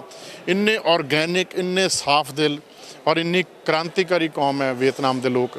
ਵੀਅਤਨਾਮ ਨੇ ਸੈਕੰਡ ਵਰਲਡ ਵਾਰ ਦੇ ਵਿੱਚ ਫਰਾਂਸ ਹਰਾਇਆ, ਉਸ ਤੋਂ ਬਾਅਦ ਚਾਈਨਾ ਹਰਾਇਆ, ਫਿਰ ਅਮਰੀਕਾ ਹਰਾਇਆ ਜੀ। ਬਹੁਤ ਮਾਰਸ਼ਲ ਕੌਮ, ਹੋਚਮਿਨ ਬਹੁਤ ਵੱਡਾ ਕ੍ਰਾਂਤੀਕਾਰੀ ਹੋਇਆ ਵੀਅਤਨਾਮ ਦਾ, ਉਹਨਾਂ ਦੇ ਨਾਂ 'ਤੇ ਪੂਰੇ ਸ਼ਹਿਰ ਦਾ ਨਾਂ ਇੱਕ। ਤੇ ਫਿਰ ਜਦੋਂ ਉਹਨਾਂ ਨੇ ਕਿਹਾ ਕਿ ਠੀਕ ਹੈ ਵੀ ਹੁਣ ਆਪਾਂ ਮੈਰਿਜ ਕਰਾਉਣੀ ਹੈ, ਮੈਂ ਕਿਹਾ ਜੀ ਬਿਲਕੁਲ ਭਾਜੀ, ਤੁਹਾਨੂੰ ਲੱਗਦਾ ਕਿ ਆਪਣੀ ਨਿਭ ਸਕਦੀ ਹੈ, ਪਰ ਠੀਕ ਆ ਤਾਂ ਮੈਰਿਜ ਤਾਂ ਫਿਰ ਸਾਡੀ ਫਰਵਰੀ 2000 ਦੇ ਵਿੱਚ ਸਾਡੀ 2020 ਦੇ ਵਿੱਚ ਸਾਡੀ ਮੈਰਿਜ ਹੋਈ। ਬੜਾ ਹੈਪੀਲੀ ਸਾਡਾ ਜੀਵਨ ਚੱਲ ਰਿਹਾ ਤੇ ਬਹੁਤ ਅੱਛਾ ਲੱਗਦਾ ਤੇ ਬਹੁਤ ਚੀਜ਼ਾਂ ਮੇਰੀ ਵਾਈਫ ਤੁਹਾਨੂੰ ਮੈਂ ਗੱਲ ਦੱਸਣ ਲੱਗਿਆ, ਜਦੋਂ ਲੋਕ ਮੇਰੇ ਕੋਲ ਆਉਂਦੇ ਨੇ ਜੀ ਤੇ ਕੋਈ ਜਦੋਂ ਬਹਿ ਕੇ ਇੰਤਜ਼ਾਰ ਕਰਨਾ ਪੈਂਦਾ ਤਾਂ ਮੇਰੀ ਵਾਈਫ ਮੈਨੂੰ ਰਾਈਟ ਵੇ ਮੈਨੂੰ ਕਹਿੰਦੇ ਜੀ ਫਲਾਣਾ ਬੰਦੇ ਨੂੰ 10 ਮਿੰਟ ਹੋ ਗਏ ਇਹਨੂੰ ਵੇਟ ਕਰਦਿਆਂ ਨੂੰ, ਵੀ ਦਿਸ ਇਜ਼ ਨਾਟ ਗੁੱਡ। ਇਹ ਬਹੁਤ ਅਹਿਮ ਚੀਜ਼ ਆ ਕਿਉਂਕਿ ਉਧਰਲੇ ਲੋਕ ਸਮੇਂ ਦੀ ਬਹੁਤ ਕੀਮਤ ਕਿਸੇ ਨੂੰ ਵੇਟ ਕਿਉਂ ਕਰਾ ਰਹੇ ਹੋ ਤੁਸੀਂ? ਕੋਈ ਬੰਦਾ ਅਗਰ ਸੈਕੰਡ ਟਾਈਮ ਆ ਗਿਆ, 3 ਟਾਈਮ ਆ ਗਿਆ ਤੇ ਮੇਰੀ ਵਾਈਫ ਨੋਟਿਸ ਕਰਦੀ ਹੈ, ਉਹ ਕਹਿੰਦੀ ਵੀ ਇਹ ਬੰਦਾ 3 ਟਾਈਮ ਦਾ 2 ਟਾਈਮ ਆਇਆ, ਵਾਈ ਇਹਦਾ ਕੰਮ ਤੁਸੀਂ ਕਿਉਂ ਨਹੀਂ ਕਰ ਰਹੇ? ਮੈਨੂੰ ਸਵਾਲ ਕਰਦੀ ਹੈ ਜੀ। ਫਿਰ ਮੈਂ ਉਹਨੂੰ ਦੱਸਦਾ ਵੀ ਨਹੀਂ, ਇਹਦਾ ਪ੍ਰੋਸੈਸ ਇੱਦਾਂ ਦਾ ਵੀ 1-2 ਵਾਰ ਆ ਕੇ ਫਿਰ ਗੱਲ ਬਣਦੀ ਹੈ, ਜਾਣੀ ਕਿ ਉਹ ਮੋਨੀਟਰ ਕਰਦੀ ਹੈ ਕਿ ਔਰ ਫਿਰ ਮੈਂ ਜਦੋਂ ਅਸੀਂ ਰਾਤ ਨੂੰ ਡਿਸਕਸ ਕਰਦੇ ਹਾਂ ਜਾਂ ਜਦੋਂ ਟਾਈਮ ਲੱਗਦਾ ਤਾਂ ਫਿਰ ਐਕਸਪਲੇਨ ਕਰਦੇ ਹਾਂ ਕਿ ਕਿਵੇਂ ਵਰਕਿੰਗ ਹੈ, ਕੀ ਪ੍ਰੋਬਲਮਸ ਨੇ, ਕਿੱਦਾਂ। ਉਹ ਕਹਿੰਦੇ ਵੀ ਵਾਈ ਵੀ ਇੱਦਾਂ ਕਿਉਂ ਆ, ਛੋਟੇ ਛੋਟੇ ਸਮੱਸਿਆਵਾਂ 'ਚ ਕਿਉਂ ਫਸੇ ਪਏ ਆ, ਠੀਕ ਹੈ ਨਾ। ਤੇ ਫਿਰ ਮੈਂ ਦੱਸਦਾ ਕਿ ਸਾਡੇ ਪੋਲੀਟੀਕਲ ਲੋਕ ਜਿਹੜੇ ਆ, ਪਹਿਲਾਂ ਤਾਂ ਉਹਨੂੰ ਐਮਐਲਏ ਦਾ ਮਤਲਬ ਨਹੀਂ ਸੀ ਪਤਾ, ਉਹਨੂੰ ਸਰਕਾਰ ਦਾ ਮਤਲਬ ਨਹੀਂ ਸੀ ਪਤਾ ਵੀ ਸਰ ਕੋਈ ਨਾਨ ਪੋਲੀਟੀਕਲ ਫੈਮਿਲੀ ਬਿਲਕੁਲ ਜੀ। ਤੇ ਹੌਲੀ ਹੌਲੀ ਹੁਣ ਜਦੋਂ ਪਤਾ ਲੱਗ ਰਿਹਾ ਤੇ ਫਿਰ ਹੁਣ ਨੂੰ ਇਹੀ ਮਹਿਸੂਸ ਹੁੰਦਾ, ਹੁਣ ਮੈਨੂੰ ਕਹਿੰਦੇ ਵੀ ਮੈਨੂੰ ਅੱਛਾ ਲੱਗਦਾ ਕਿ ਤੁਸੀਂ ਇੱਕ ਪਾਵਰਟੀ ਲਈ, ਗਰੀਬੀ ਲਈ, ਇੱਕ ਉਹਨਾਂ ਲੋਕਾਂ ਲਈ ਕੰਮ ਕਰ ਰਹੇ ਹੋ ਜਿਨ੍ਹਾਂ ਲੋਕਾਂ ਨੂੰ ਬਹੁਤ ਜ਼ਰੂਰਤ ਆ ਤੁਹਾਡੀ, ਤੇ ਉਹ ਐਪਰੀਸ਼ੀਏਟ ਕਰਦੇ ਆ ਹੁਣ। ਤੇ ਪਹਿਲਾਂ ਤੁਹਾਨੂੰ ਹੁੰਦਾ ਸੀ ਜਿਵੇਂ ਵਿਆਹ ਤੋਂ ਬਾਅਦ ਵੀ ਹਸਬੈਂਡ ਵਾਈਫ ਇਕੱਠੇ ਰਹਿਣ, ਖਾਣਾ ਖਾਣ ਚੱਲੀਏ, ਕਿਤੇ ਮੂਵੀ ਦੇਖਣ ਚੱਲੀਏ ਜਾਂ ਕਿਤੇ ਵਿਜ਼ਿਟ ਤੇ ਚੱਲੀਏ। ਤੇ ਫਿਰ ਹੁਣ ਜਦੋਂ ਮੇਰਾ ਸ਼ਡਿਊਲ ਦੇਖਦੇ ਆ ਵੀ ਸਵੇਰੇ ਉੱਠ ਕੇ 6 ਵਜੇ ਤੇ ਰਾਤ ਦੇ 11-12 ਵਜੇ ਤੱਕ ਲਗਾਤਾਰ ਕੰਮ ਕਰਦੇ ਰਹੇ, ਤੇ ਫਿਰ ਹੁਣ ਨਹੀਂ ਮੈਨੂੰ ਉਹ ਕਹਿੰਦੇ ਵੀ ਤੁਸੀਂ ਮਿਹਨਤ ਕਰੋ ਵੀ ਜ਼ਰੂਰ ਲੋਕਾਂ ਦਾ ਭਵਿੱਖ ਚੇਂਜ ਹੋਏਗਾ। ਬੜੀ ਅਹਿਮ ਗੱਲ ਕਹੀ, ਜਦੋਂ ਇੱਕ ਬੰਦਾ ਰਾਜਨੇਤਾ ਬਣ ਜਾਂਦਾ ਨਾ ਤਾਂ ਉਹਦੀ ਨਿੱਜੀ ਜ਼ਿੰਦਗੀ ਜਿਹੜੀ ਹੁੰਦੀ ਹੈ ਉਹ ਬੜੇ ਵੱਡੇ ਪੱਧਰ ਤੇ ਪ੍ਰਭਾਵਿਤ ਹੁੰਦੀ। ਆਮ ਤੌਰ ਤੇ ਲੋਕਾਂ ਨੂੰ ਇਹ ਹੁੰਦਾ ਕਿ ਸਿਆਸਤਦਾਨ ਬਣ ਗਿਆ ਜੀ, ਪੈਸਾ ਵਾਧੂ, ਇੰਜੋਏ ਕਰ ਰਹੇ ਆ, ਐਸ਼ਾਂ ਹੈਗੀਆਂ ਨੇ, ਪਰ ਮੈਨੂੰ ਲੱਗਦਾ ਕਿ ਵਕਤ ਜਿਹੜਾ ਹੁੰਦਾ ਨਾ ਉਹ ਬਹੁਤ ਜ਼ਿਆਦਾ ਜਿਹੜਾ ਕੰਜ਼ਿਊਮ ਹੁੰਦਾ ਇਸ ਪਾਸੇ। ਤਾਂ ਆਮ ਤੌਰ ਤੇ ਲੋਕਾਂ ਦੇ ਮਨਾਂ ਦੇ ਵਿੱਚ ਧਾਰਨਾ ਹੁੰਦੀ ਕਿ ਪੋਲੀਟੀਸ਼ੀਅਨ ਲੁੱਟਣ ਨੂੰ ਬਣੇ ਆ ਜਾਂ ਰਾਜ ਕਰਨ ਨੂੰ ਹੀ ਬਣਿਆ, ਵੱਡੀਆਂ ਗੱਡੀਆਂ, ਵੱਡੇ ਘਰ। ਤਾਂ ਇਹ ਬੜੀ ਅਹਿਮ ਪਰਸੈਪਸ਼ਨ ਜਿਹੜੀ ਹੈ ਲੋਕਾਂ ਦੇ ਜ਼ਿਹਨ ਦੇ ਵਿੱਚ ਹੈਗੀ, ਤੇ ਇਹਨੂੰ ਜਦੋਂ ਅਸੀਂ ਤੁਹਾਡੇ ਜ਼ਿਹਨ ਤੋਂ ਸਮਝਣ ਦੀ ਕੋਸ਼ਿਸ਼ ਕਰਦੇ ਤਾਂ ਬਿਲਕੁਲ ਉਲਟਾ ਹੋ ਜਾਂਦਾ। ਬਿਲਕੁਲ, ਇਹ ਬੜਾ ਅਹਿਮ ਸਵਾਲ ਤੁਸੀਂ ਕੀਤਾ ਜੀ। ਹੁਣ ਪਹਿਲਿਆਂ ਤੇ ਸਾਡੇ 'ਚ ਕੀ ਫਰਕ ਹੈ ਜੀ? ਮੇਰਾ ਘਰ ਹੈ ਜੀ, ਮੇਰਾ ਆਫਿਸ ਹੈ। ਪਹਿਲੇ ਕੀ ਕਰਦੇ ਸੀ, ਹਫਤੇ 'ਚ 2 ਦਿਨ ਮਿਲਣ ਦਾ ਟਾਈਮ ਰੱਖਦੇ ਸੀ। ਪਹਿਲਾਂ ਤਾਂ ਜਿਹੜਾ ਸਾਧੂ ਧਰਮਸੋਤ ਸੀਗਾ ਜੀ, ਐਮਐਲਏ ਮਿਨਿਸਟਰ ਮੇਰੇ ਵਾਲੇ ਵਿਧਾਨ ਸਭਾ ਤੋਂ, ਉਹਨਾਂ ਦਾ ਦਫ਼ਤਰ ਹੀ ਨਹੀਂ ਖੋਲ੍ਹਿਆ ਸੀ ਜੀ। ਘਰੇ ਉਹਨਾਂ ਦੇ 5-4 ਬੰਦੇ ਰੱਖੇ ਹੋਏ ਸੀ, ਉਹੀ ਸੈਟਿੰਗ ਕਰਦੇ ਸੀ, ਉਹੀ ਫੋਨ ਕਰਦੇ ਸੀ, ਤੇ ਕਿਸੇ ਨੂੰ ਪਤਾ ਹੀ ਨਹੀਂ ਸੀ ਵੀ ਕਿੱਥੇ ਮਿਲਣਾ ਮੰਤਰੀ ਸਾਹਿਬ ਨੇ। ਅਸੀਂ ਪ੍ਰੋਪਰ ਆਫਿਸ ਖੋਲ੍ਹਿਆ ਪ੍ਰੋਫੈਸ਼ਨਲ ਵੇ ਨਾਲ, ਪ੍ਰੋਪਰ ਵੇਟਿੰਗ ਰੂਮ ਹੈ, ਆਏ ਨੂੰ ਪਾਣੀ, ਚਾਹ ਔਰ ਪ੍ਰੋਪਰ ਉੱਥੇ ਸਿਟਿੰਗ ਬਣੀ ਹੋਈ ਹੈ ਜੀ। ਪ੍ਰੋਪਰ ਜੇ ਤੁਸੀਂ ਪਰਸਨਲ ਇੰਡੀਵਿਜੂਅਲ ਕੋਈ ਫੈਮਿਲੀ ਮੈਟਰ ਆ ਤਾਂ ਅੰਦਰ ਬਹਿ ਕੇ ਗੱਲ ਕਰਨੀ ਹੈ। ਮੈਂ 7 ਦਿਨ ਹਫਤੇ ਦੇ ਮੈਂ ਲੋਕਾਂ ਨੂੰ ਮਿਲਦਾ ਜੀ ਬਿਨਾਂ ਬ੍ਰੇਕ। ਐਤਵਾਰ ਨੂੰ ਆਫਿਸ ਜ਼ਰੂਰ ਬੰਦ ਹੁੰਦਾ, ਪਰ ਉੱਦਣ ਪ੍ਰੋਗਰਾਮ ਬਹੁਤ ਹੁੰਦੇ ਜੀ। ਜਿਹੜੇ ਪਹਿਲਾਂ ਲੋਕ ਸੀ ਉਹ ਸਿਰਫ ਕੁਛ ਚੰਦ ਘੰਟਿਆਂ ਲਈ ਮਿਲਦੇ ਸੀ ਹਫਤੇ 'ਚ। ਇਹ ਫਰਕ ਆ ਬਹੁਤ ਵੱਡਾ। ਲੋਕਾਂ ਨੂੰ ਪਹਿਲੀ ਵਾਰ ਪਤਾ ਲੱਗ ਰਿਹਾ, ਕਈ ਤਾਂ ਹੱਥ ਲਾ ਕੇ ਨਾ ਚੈੱਕ ਕਰਦੇ ਆ, ਕਹਿੰਦੇ ਵੀ ਪਹਿਲੀ ਵਾਰ ਐਮਐਲਏ ਨੂੰ ਹੱਥ ਲਾਇਆ ਜੀ, ਵੀ ਐਮਐਲਏ ਨੂੰ ਵੀ ਆਪਾਂ ਵੀ ਐਮਐਲਏ ਇੱਦਾਂ ਦਾ ਹੁੰਦਾ ਜੀ। ਇੰਨਾ ਵੱਡਾ ਖਲਾਅ ਪੈਦਾ ਹੋ ਗਿਆ ਸੀ ਆਮ ਲੋਕਾਂ 'ਚ ਤੇ ਪੋਲੀਟੀਕਲ ਪਰਸਨ ਦੇ ਵਿੱਚ। ਇੱਡਾ ਵੱਡਾ ਮਤਲਬ ਪੋਲੀਟੀਕਲ ਬੰਦਾ ਰੱਬ ਬਣ ਗਿਆ ਸੀਗਾ ਜੀ, ਵੀ ਇਹ ਤਾਂ ਬਹੁਤ ਔਖੇ ਮਿਲਦੇ ਨੇ ਜੀ। ਵੀ ਪੋਲੀਟੀਕਲ ਬੰਦੇ ਨੂੰ ਮਿਲਣਾ ਬਹੁਤ ਵੱਡਾ ਬਹੁਤ ਪ੍ਰੋਸੈਸ ਬਹੁਤ ਵੱਡਾ ਹੈ ਜੀ, ਕਿ ਉਹਨੂੰ ਫੋਨ ਕਰੋ, ਪੀਏ ਨੂੰ ਫੋਨ ਕਰੋ, ਤੋਂ ਸਿਫਾਰਿਸ਼ ਕਰਾਓ, ਉਹਨੂੰ ਨਾਲ ਲਿਆਓ, ਤਾਂ ਕਿਤੇ ਜਾ ਕੇ 1 ਸੈਕਿੰਡ ਗੱਲ ਹੋਣੀ ਜੀ। ਦੱਸੋ ਜੀ। ਕਿਉਂਕਿ ਸਿੱਧੇ ਤੌਰ ਤੇ ਇਹ ਵੀ ਹੈ ਨਾ ਕਿ ਆਲੇ ਦੁਆਲੇ ਜਿਹੜੇ ਬੰਦੇ ਹੁੰਦੇ ਉਹੀ ਬੰਦੇ ਨੂੰ ਰੱਬ ਬਣਾ ਦਿੰਦੇ ਆ। ਉਹ ਘੇਰਾ ਹੀ ਇੱਦਾਂ ਦਾ ਹੁੰਦਾ ਕਿ ਉਹ ਬੰਦੇ ਤੱਕ ਪਹੁੰਚ ਨਹੀਂ ਕਰਦੇ। ਮੈਂ 1-2 ਚੀਜ਼ਾਂ ਬੜੀਆਂ ਡਿਫਰੈਂਟ ਕਰਨ ਦੀ ਕੋਸ਼ਿਸ਼ ਕੀਤੀ ਹੈ। ਇੱਕ ਤਾਂ ਜਿਹੜਾ ਪੀਏ ਕਲਚਰ ਹੈ ਜੀ, ਬਤੌਰ ਐਮਐਲਏ ਮੈਂ ਆਪਣਾ ਪੀਏ ਨਹੀਂ ਰੱਖਿਆ ਜੀ। ਆਫਿਸ ਦਾ ਇੰਚਾਰਜ ਹੈ ਮੁੰਡਾ ਸਾਡੇ, ਤੇ ਉਹ ਸਾਰਾ ਆਫਿਸ ਦਾ ਕੰਮ ਦੇਖਦਾ ਜੀ, ਪਰ ਪੀਏ ਦਾ ਨਾਂ ਨਹੀਂ ਦਿੱਤਾ ਉਹਨੂੰ, ਸਿਰਫ ਆਫਿਸ ਇੰਚਾਰਜ ਰੱਖਿਆ ਜੀ। ਜਿੰਨੇ ਪਬਲਿਕ ਦੇ ਫੋਨ ਨੇ, ਫੋਨ ਮੇਰੀ ਜੇਬ 'ਚ ਹੈ ਜੀ ਇਸ ਵਕਤ ਵੀ, ਫੋਨ ਸਾਇਲੈਂਟ ਆ। ਜਿੰਨੀਆਂ ਮਿਸ ਕਾਲਾਂ ਆਈਆਂ ਨੇ ਜੀ, ਤੇ ਮੈਂ ਆਪ ਚੈੱਕ ਕਰਕੇ ਮੈਂ ਕਾਲ ਬੈਕ ਕਰੂੰਗਾ ਉਹਨਾਂ ਨੂੰ, ਮੈਂ ਆਪ ਗੱਲ ਕਰਦਾ। ਜਿੰਨੇ ਫੋਨ ਆਉਂਦੇ ਆ ਹੈ ਬਹੁਤ ਟਫ, ਕਿਉਂਕਿ ਫੋਨ ਬਹੁਤ ਆਉਂਦੇ ਨੇ। ਛੋਟੀ ਗੱਲ, ਕਣਕ ਪਿੱਛੇ ਬਿਜਲੀ ਚਲੀ ਗਈ ਜਾਂ ਕੋਈ ਚੋਰੀ ਹੋ ਗਈ, ਬੜੇ ਫੋਨ ਆਉਂਦੇ ਆ ਜੀ। ਇਹੀ ਸਮੱਸਿਆਵਾਂ ਨੇ ਸਾਡੀਆਂ ਬੇਸਿਕਲੀ, ਤੇ ਉਹ ਮੈਂ ਆਪ ਸੁਣਦਾ ਜੀ। ਪਰ ਜਿਹਦੇ ਨਾਲ ਗੱਲ ਹੋ ਗਈ ਉਹ ਕਹਿੰਦੇ ਜੀ ਪਹਿਲੀ ਵਾਰ ਐਮਐਲਏ ਨਾਲ ਗੱਲ ਹੋਈ, ਔਰ ਪਹਿਲੀ ਵਾਰ ਜੇ ਅਸੀਂ ਕਾਲ ਕੀਤੀ ਤੁਸੀਂ ਨਹੀਂ ਚੱਕੀ ਤਾਂ ਕਾਲ ਬੈਕ ਆਈ ਆ ਐਮਐਲਏ ਦੀ, ਵੀ ਦੱਸੋ ਜੀ ਕੰਮ ਦੱਸੋ। ਇਹ ਫਰਕ ਹੈ ਇੱਕ ਬਹੁਤ ਵੱਡਾ। ਇਹ ਫਰਕ ਆ ਜਿਹੜਾ ਪਹਿਲਾਂ ਕਿਤੇ ਨਜ਼ਰ ਨਹੀਂ ਸੀ ਆਉਂਦਾ। ਸਾਡੇ ਸਾਰੇ ਐਮਐਲਏ, ਸਾਡੇ ਮਾਨ ਸਾਹਿਬ, ਮੁੱਖ ਮੰਤਰੀ ਪੰਜਾਬ ਸਰਦਾਰ ਭਗਵੰਤ ਮਾਨ ਸਾਹਿਬ ਹੋਰਾਂ ਨੂੰ ਤੁਸੀਂ ਜਦੋਂ ਮਰਜ਼ੀ ਮੈਂ ਫੋਨ ਕਰਕੇ ਉਹਨਾਂ ਨੂੰ ਆਪਣੀ ਗੱਲ ਕਹਿ ਸਕਦਾ, ਜਾਂ ਜਦੋਂ ਮਰਜ਼ੀ ਉਹਨਾਂ ਨਾਲ ਰਾਬਤਾ ਕਰ ਸਕਦੇ ਹਾਂ। ਇਹ ਅੱਗੇ ਸੀਗੇ ਨਹੀਂ ਜੀ। ਕੈਪਟਨ ਸਾਹਿਬ ਹੁੰਦੇ ਸੀ, ਆਮ ਲੋਕ ਤਾਂ ਛੱਡੋ, ਉਹਨਾਂ ਦਾ ਮਿਨਿਸਟਰ ਤੇ ਐਮਐਲਏ ਨਹੀਂ ਮਿਲ ਸੀਗੇ ਕਿ ਮਿਲ ਨਹੀਂ ਪਾਉਂਦੇ। ਮਿਲ ਨਹੀਂ ਸੀ ਪਾਉਂਦੇ। ਮਾਨ ਸਾਹਿਬ ਜਦੋਂ ਇਸ ਪਹਿਰਾਵੇ ਦੀ ਗੱਲ ਕਰੀਏ, ਕਿਉਂਕਿ ਇਹ ਪਹਿਰਾਵਾ ਮੈਂ ਆਪਣੇ ਕੈਮਰਾ ਸਹਿਯੋਗੀ ਨੂੰ ਕਹੂੰਗਾ ਕਿ ਇੱਕ ਵਾਰ ਜ਼ਰੂਰ ਨਜ਼ਰ ਮਾਰ ਲਓ। ਕੁੜਤਾ ਪਜਾਮਾ ਨਾਲ ਮਫਲਰ ਨਾਲ ਦਸਤਾਰ ਨਾਲ ਇੱਕ ਕਿਤਾਬਾਂ ਦਾ ਪਲੰਦਾ ਜਿਹੜੇ ਅੰਦਰੋਂ ਵਿਧਾਨ ਸਭਾ ਦੇ ਵਿੱਚੋਂ ਮਿਲਦੇ ਆ, ਫਿਰ ਅੰਦਰ ਜਾ ਕੇ ਪੜ੍ਹਨਾ ਵੀ ਪੈਂਦਾ ਵਿੱਚ ਕੀ ਹੈਗਾ। ਇਹ ਪਹਿਰਾਵਾ ਬਿਲਕੁਲ ਚੇਂਜ ਹੋ ਜਾਂਦਾ। ਜਦੋਂ ਅਸੀਂ ਕੈਨੇਡਾ ਦੀ ਧਰਤੀ ਤੇ ਰਹਿੰਦੇ ਆ, ਉੱਥੇ ਪਹਿਰਾਵਾ ਕੁਝ ਹੋਰ ਸੀਗਾ। ਇਹ ਪਹਿਰਾਵਾ ਪੋਲਿਟਿਕਸ ਦੇ ਵਿੱਚ ਮੰਨ ਲਈ ਕਿ ਜ਼ਰੂਰੀ ਹੈਗਾ ਇਹ? ਹਾਂ, ਇਹਦੇ ਪਿੱਛੇ ਇੱਕ ਲੌਜਿਕ ਹੈ ਜੀ।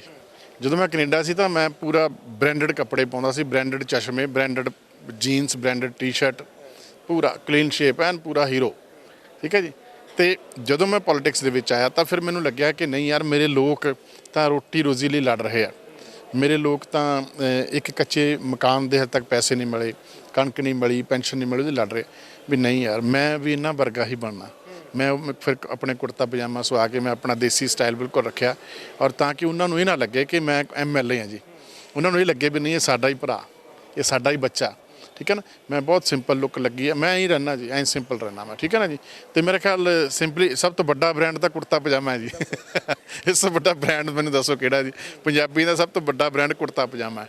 ਕੁੜਤਾ ਪਜਾਮਾ ਪਾ ਕੇ ਬੰਦਾ ਰਿਲੈਕਸ ਰਹਿੰਦਾ, ਔਰ ਹਰੇਕ ਨੂੰ ਲੱਗਦਾ ਕਿ ਇਹ ਸਾਡਾ, ਇਹ ਮੇਰਾ ਹੈ ਨਾ। ਐਮਐਲਏ ਨੂੰ ਜਦੋਂ ਫੋਨ ਕਰਦੇ ਆ ਤੇ ਉਹ ਫਿਰ ਇਹ ਜਦੋਂ ਬਜ਼ੁਰਗ ਕਹਿੰਦੇ ਆ ਨਾ, ਬਜ਼ੁਰਗ ਜਦੋਂ ਮਾਂ ਕੋਈ ਮਿਲਦੀ ਹੈ ਮੱਥਾ ਟੇਕੀਦਾ, ਬੇਬੇ ਮੱਥਾ ਟੇਕਦਾ, ਤਾਂ ਬੇਬੇ ਫਿਰ ਸਿਰ 'ਤੇ ਹੱਥ ਰੱਖ ਕੇ ਕਹਿੰਦੀ, ਪੁੱਤ ਜਿਉਂਦਾ ਰਹਿ ਪੁੱਤ, ਉਮੀਦਾਂ ਬਹੁਤ ਨੇ ਤੇ ਬਸ ਆਹ ਇੱਕ ਦੋ ਕੰਮ ਨੇ, ਆਹ ਤੁਸੀਂ ਕਰ ਦਿਓ, ਬਾਕੀ ਭਾਗਾਂ ਵਾਲਾ ਸਮਾਂ ਆਇਆ ਕਿ ਤੁਸੀਂ ਐਮਐਲਏ ਸਰਕਾਰ ਬਣ ਗਏ। ਇਸ ਤਾਂ ਬੜੇ ਚਾਅ ਨਾਲ ਵੋਟਾਂ ਪਾਈਆਂ ਨੇ।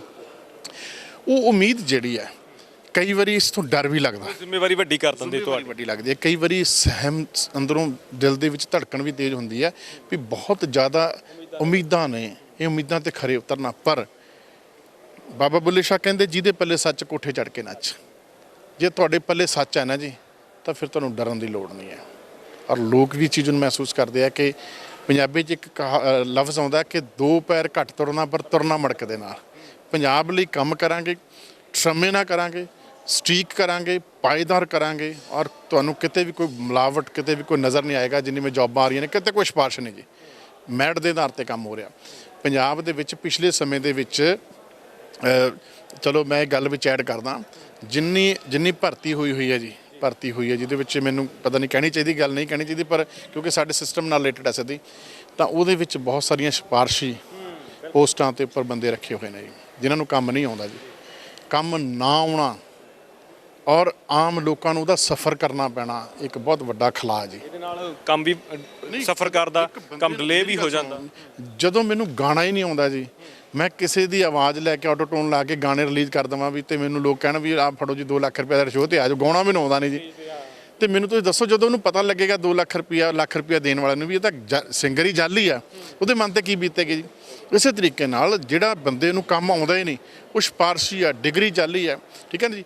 ਜਦੋਂ ਲੋਕ ਉਹਦਾ ਸਫ਼ਰ ਕਰਦੇ ਆ ਤਾਂ ਫਿਰ ਬੜਾ ਅਜੀਬ ਜਿਹਾ ਮਹਿਸੂਸ ਹੁੰਦਾ।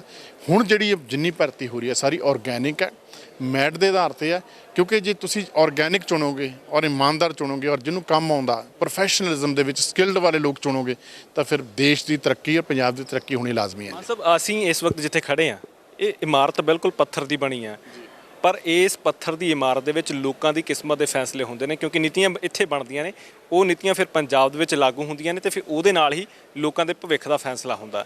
ਤੁਸੀਂ ਕੈਨੇਡਾ ਵਰਗੀ ਧਰਤੀ ਤੇ ਵੀ ਰਹੇ ਹੋ, ਹੋਰ ਮੁਲਕਾਂ ਦੇ ਵਿੱਚ ਵੀ ਜਾਂਦੇ ਆਉਂਦੇ ਰਹੇ ਹੋ। ਇੱਕ ਦੌੜ ਲੱਗੀ ਹੋਈ ਹੈ ਨੌਜਵਾਨਾਂ ਦੇ ਵਿੱਚ ਕਿ ਅਸੀਂ ਇਸ ਮੁਲਕ ਨੂੰ ਛੱਡ ਕੇ ਬਾਹਰ ਚਲ ਜਾਈਏ ਕਿਸੇ ਨਾ ਕਿਸੇ ਤਰੀਕੇ। ਬਾਹਰ ਐਸਾ ਕੀ ਨਜ਼ਰ ਆਉਂਦਾ ਜਿਹੜਾ ਉਹਨਾਂ ਨੂੰ ਮਜਬੂਰ ਕਰ ਰਿਹਾ ਕਿ ਇੱਥੇ ਨਹੀਂ ਰਹਿਣਾ? ਇੱਕ ਬਿਹਤਰ ਜ਼ਿੰਦਗੀ, ਫਲॉप ਸਰਕਾਰ ਔਰ ਸੁਪਨਿਆਂ ਦਾ ਟੁੱਟ ਜਾਣਾ, ਔਰ ਆਪਣੇ ਆਪ ਨੂੰ ਕਿਤੇ ਨਾ ਕਿਤੇ ਉਸ ਰੇਸ ਦੇ ਵਿੱਚ ਬਰਕਰਾਰ ਰੱਖਣ ਵਾਸਤੇ ਬੰਦਾ ਬਾਹਰਲੇ ਮੁਲਕਾਂ ਵਾਲੇ ਪਾਸੇ ਕੂਚ ਕਰਦਾ। ਉਹ ਕਹਿੰਦਾ ਮੈਂ ਬਹਿਰੀਨ ਚਲੇ ਜਾਵਾਂ, ਮੈਂ ਮਸਕਟ ਚਲੇ ਜਾਵਾਂ, ਮੈਂ ਦੁਬਈ ਚਲੇ ਜਾਵਾਂ, ਕਿਤੇ ਵੀ ਚਲੇ ਜਾਵਾਂ, ਪਰ ਇੱਥੋਂ ਨਿਕਲ ਜਾਵਾਂ। ਇਹ ਬਹੁਤ ਵੱਡਾ ਫੇਲਿਅਰ ਹੈ, ਇਹ ਬਹੁਤ ਵੱਡਾ ਕਾਲਾ ਕਲੰਕ ਹੈ ਜੀ ਸਰਕਾਰਾਂ ਦੇ ਮੱਥੇ 'ਤੇ, ਜਿਹੜੀਆਂ ਪਿਛਲੀਆਂ ਰਹੀਆਂ ਨੇ। ਕਿ ਤੁਸੀਂ ਆਪਣੇ ਇੱਕ ਡਾਕਟਰ ਬਣਨ ਵਾਸਤੇ 26-27 ਸਾਲ ਲੱਗਦੇ ਆ ਜੀ, ਜਦੋਂ ਬੱਚਾ ਪੈਦਾ ਹੁੰਦਾ।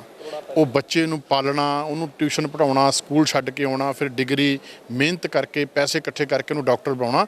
ਪਰ ਜਦੋਂ MBBS ਦੀ ਡਿਗਰੀ ਲੈ ਕੇ ਉਹ ਡਾਕਟਰ ਬਣਦਾ, ਭਾਈ ਸਾਹਿਬ ਸਰਕਾਰ ਕੋਲੇ ਨੌਕਰੀ ਹੈ ਨਹੀਂ ਦੇਣ ਵਾਸਤੇ ਤੁਹਾਨੂੰ। ਉਹਦੇ ਸੁਪਨੇ ਟੁੱਟ ਜਾਂਦੇ ਆ, ਫਿਰ ਉਹ ਇੱਥੋਂ PR ਲੈ ਕੇ ਬਾਹਰਲੇ ਮੁਲਕਾਂ ਵਾਲੇ ਪਾਸੇ ਚਲੇ ਜਾਂਦਾ। ਇਹ 'ਚ ਰੁਕਾਵਟ ਕਿਹਨੇ ਪੈਦਾ ਕੀਤੀ? ਇਹ 'ਚ ਫੇਲ ਕੌਣ ਹੋਇਆ? ਫੇਲ ਸਰਕਾਰਾਂ ਹੋਈਆਂ ਜਿਹੜੀਆਂ ਡਾਕਟਰਾਂ ਨੂੰ ਜੌਬਾਂ ਨਹੀਂ ਦੇ ਸਕੀਆਂ, ਜਿਹੜੀਆਂ ਕੇਪੇਬਲ ਲੋਕਾਂ ਨੂੰ ਜੌਬਾਂ ਨਹੀਂ ਦੇ ਸਕੀਆਂ। ਇਸ ਕਰਕੇ ਸਾਡਾ ਬ੍ਰੇਨ ਡਰੇਨ ਹੋ ਰਿਹਾ ਬਾਹਰਲੇ ਮੁਲਕਾਂ, ਉਹਨੂੰ ਰੋਕਣਾ ਬਹੁਤ ਵੱਡਾ ਮਕਸਦ ਆ ਸਾਡਾ। ਬਾਹਰਲੇ ਮੁਲਕਾਂ ਵਾਲੇ ਪਾਸੇ ਬੰਦਾ ਜਾਂਦਾ ਕਿ ਸ਼ਾਇਦ ਉੱਥੇ ਮੈਨੂੰ ਬਿਹਤਰ, ਕੈਨੇਡਾ 'ਚ ਮੈਂ ਰਿਹਾ ਜੀ, ਮੈਂ 3 ਜੌਬਾਂ ਕਰਦਾ ਨਾ। ਮੈਂ ਰੇਡੀਓ ਹੋਸਟ ਸੀਗਾ ਜੀ, ਮੈਂ ਕਾਰ ਵਾਸ਼ 'ਤੇ ਕੰਮ ਕਰਦਾ ਸੀ, ਔਰ ਮੈਂ ਅਖਬਾਰ ਵੀ ਬਣਦਾ ਸੀ ਡੋਰ ਟੂ ਡੋਰ। ਮੈਂ ਸਵੀਪਿੰਗ ਦਾ ਸਾਫ ਸਫਾਈ ਦਾ ਕੰਮ ਕੀਤਾ, ਠੀਕ ਹੈ ਜੀ। ਔਰ ਇਹ ਇੰਨੇ ਕੰਮ ਕਰਨ ਤੋਂ ਬਾਵਜੂਦ ਵੀ ਕਿਤੇ ਜੇ ਮਹੀਨੇ ਬਾਅਦ $500 ਬਚਦਾ ਸੀ ਤਾਂ ਐਂ ਲੱਗਦਾ ਸੀ ਵੀ ਬੜੇ ਵੀ ਬਚ ਗਿਆ ਕੁਛ ਨਾ ਕੁਛ। ਖਰਚੇ ਇੰਨੇ ਨੇ ਜੀ, ਉੱਥੇ ਜਾ ਕੇ ਵੀ ਲਾਈਫ ਈਜ਼ੀ ਨਹੀਂ ਹੈ।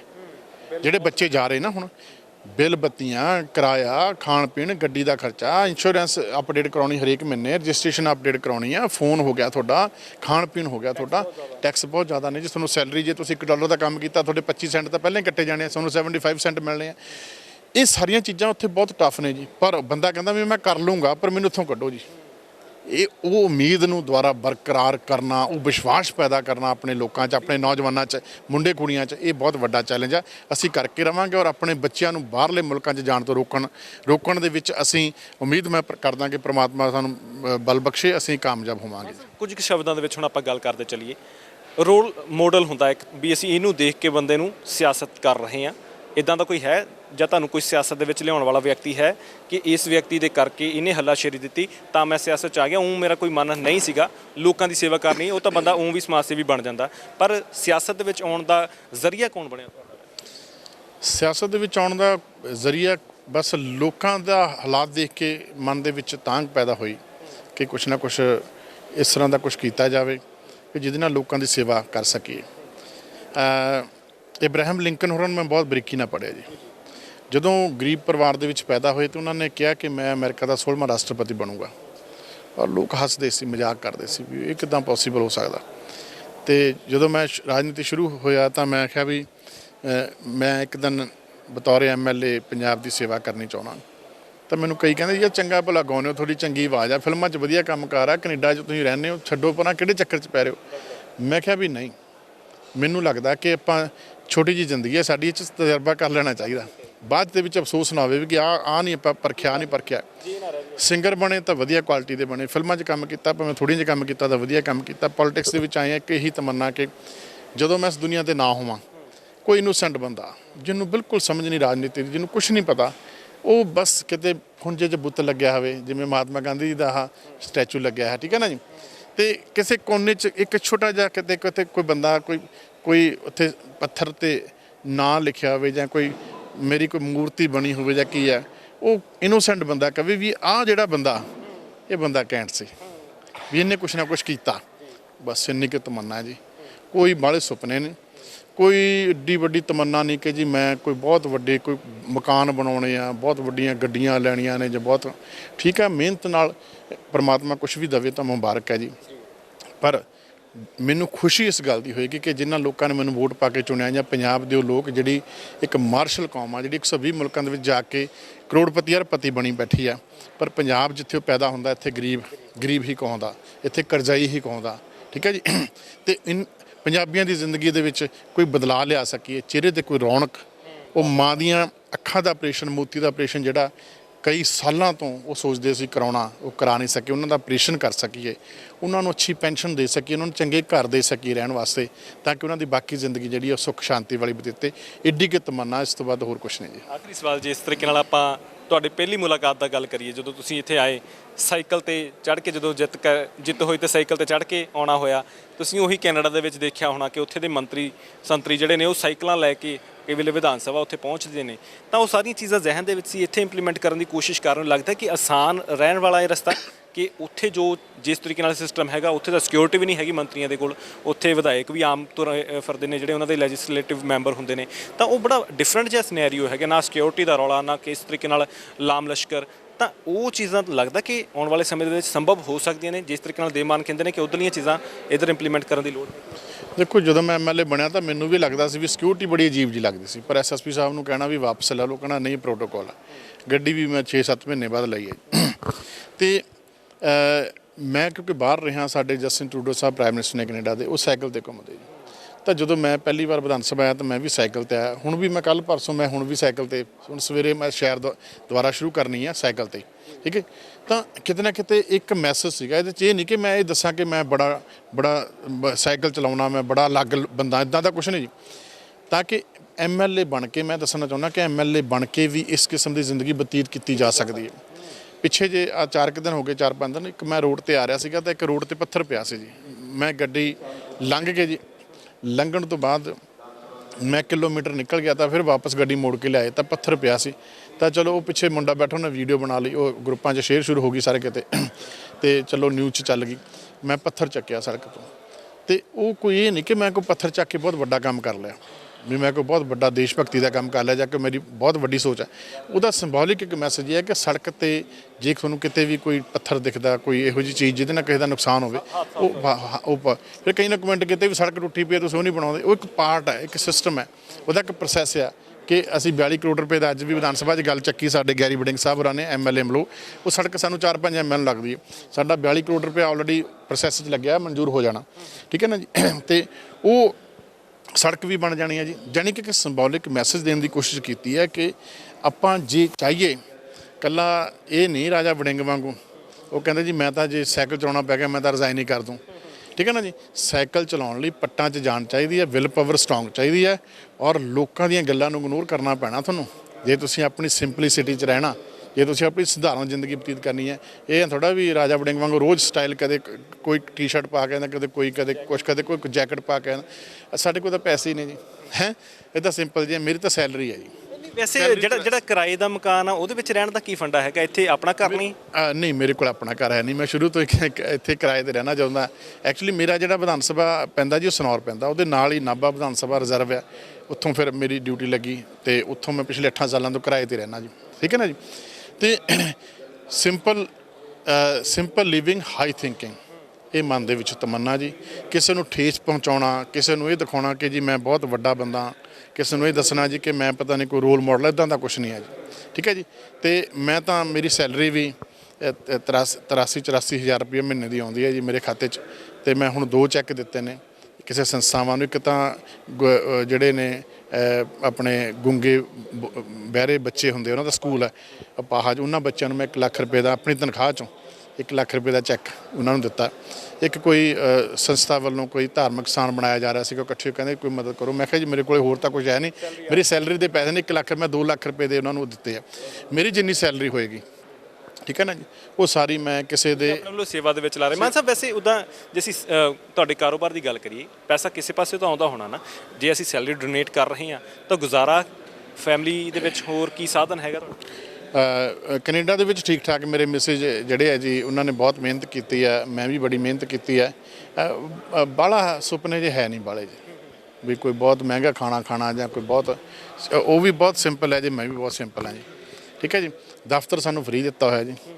ਤੇ ਕੋਈ ਸਾਡਾ ਪਿੰਡ ਦਾ ਵਲੰਟੀਅਰ ਕੋਈ ਦੁੱਧ ਲਿਆਉਂਦਾ ਜੀ, ਕੋਈ ਪੱਤੀ ਲਿਆਉਂਦਾ ਜੀ, ਕੋਈ ਚੀਨੀ ਲਿਆਉਂਦਾ, ਠੀਕ ਹੈ ਜੀ। ਤੇ ਇੱਕ ਦਿਨ ਕੱਲ੍ਹ ਮੈਨੂੰ ਫੋਨ ਆਇਆ, ਕਹਿੰਦੀ ਸ਼ੱਕਰ ਦੇ ਕੇ ਜਾਣੀ ਆ ਵੀ ਸੰਗਤ ਆਉਂਦੀ ਇੰਨੀ ਚਾਹ। ਮੈਂ ਕਿਹਾ ਜੀ ਬਿਲਕੁਲ ਤੁਹਾਡਾ ਆਪਣਾ। ਇਹੀ ਜ਼ਿਕਰ ਕਰਨ ਲੱਗਾ ਸੀ ਕਿ MLA ਨੂੰ ਤਾਂ ਚਾਹ ਪਾਣੀ ਤੇ ਇਹਦਾ ਦੁੱਧ ਦਾ ਹੀ ਖਰਚਾ ਮਾਰਨਾ, ਦੁੱਧ ਦਾ ਖਰਚਾ ਉਹ ਸਾਰਾ ਸੰਗਤ ਦੇ ਸਿਰ ਤੇ ਚੱਲਦਾ ਜੀ।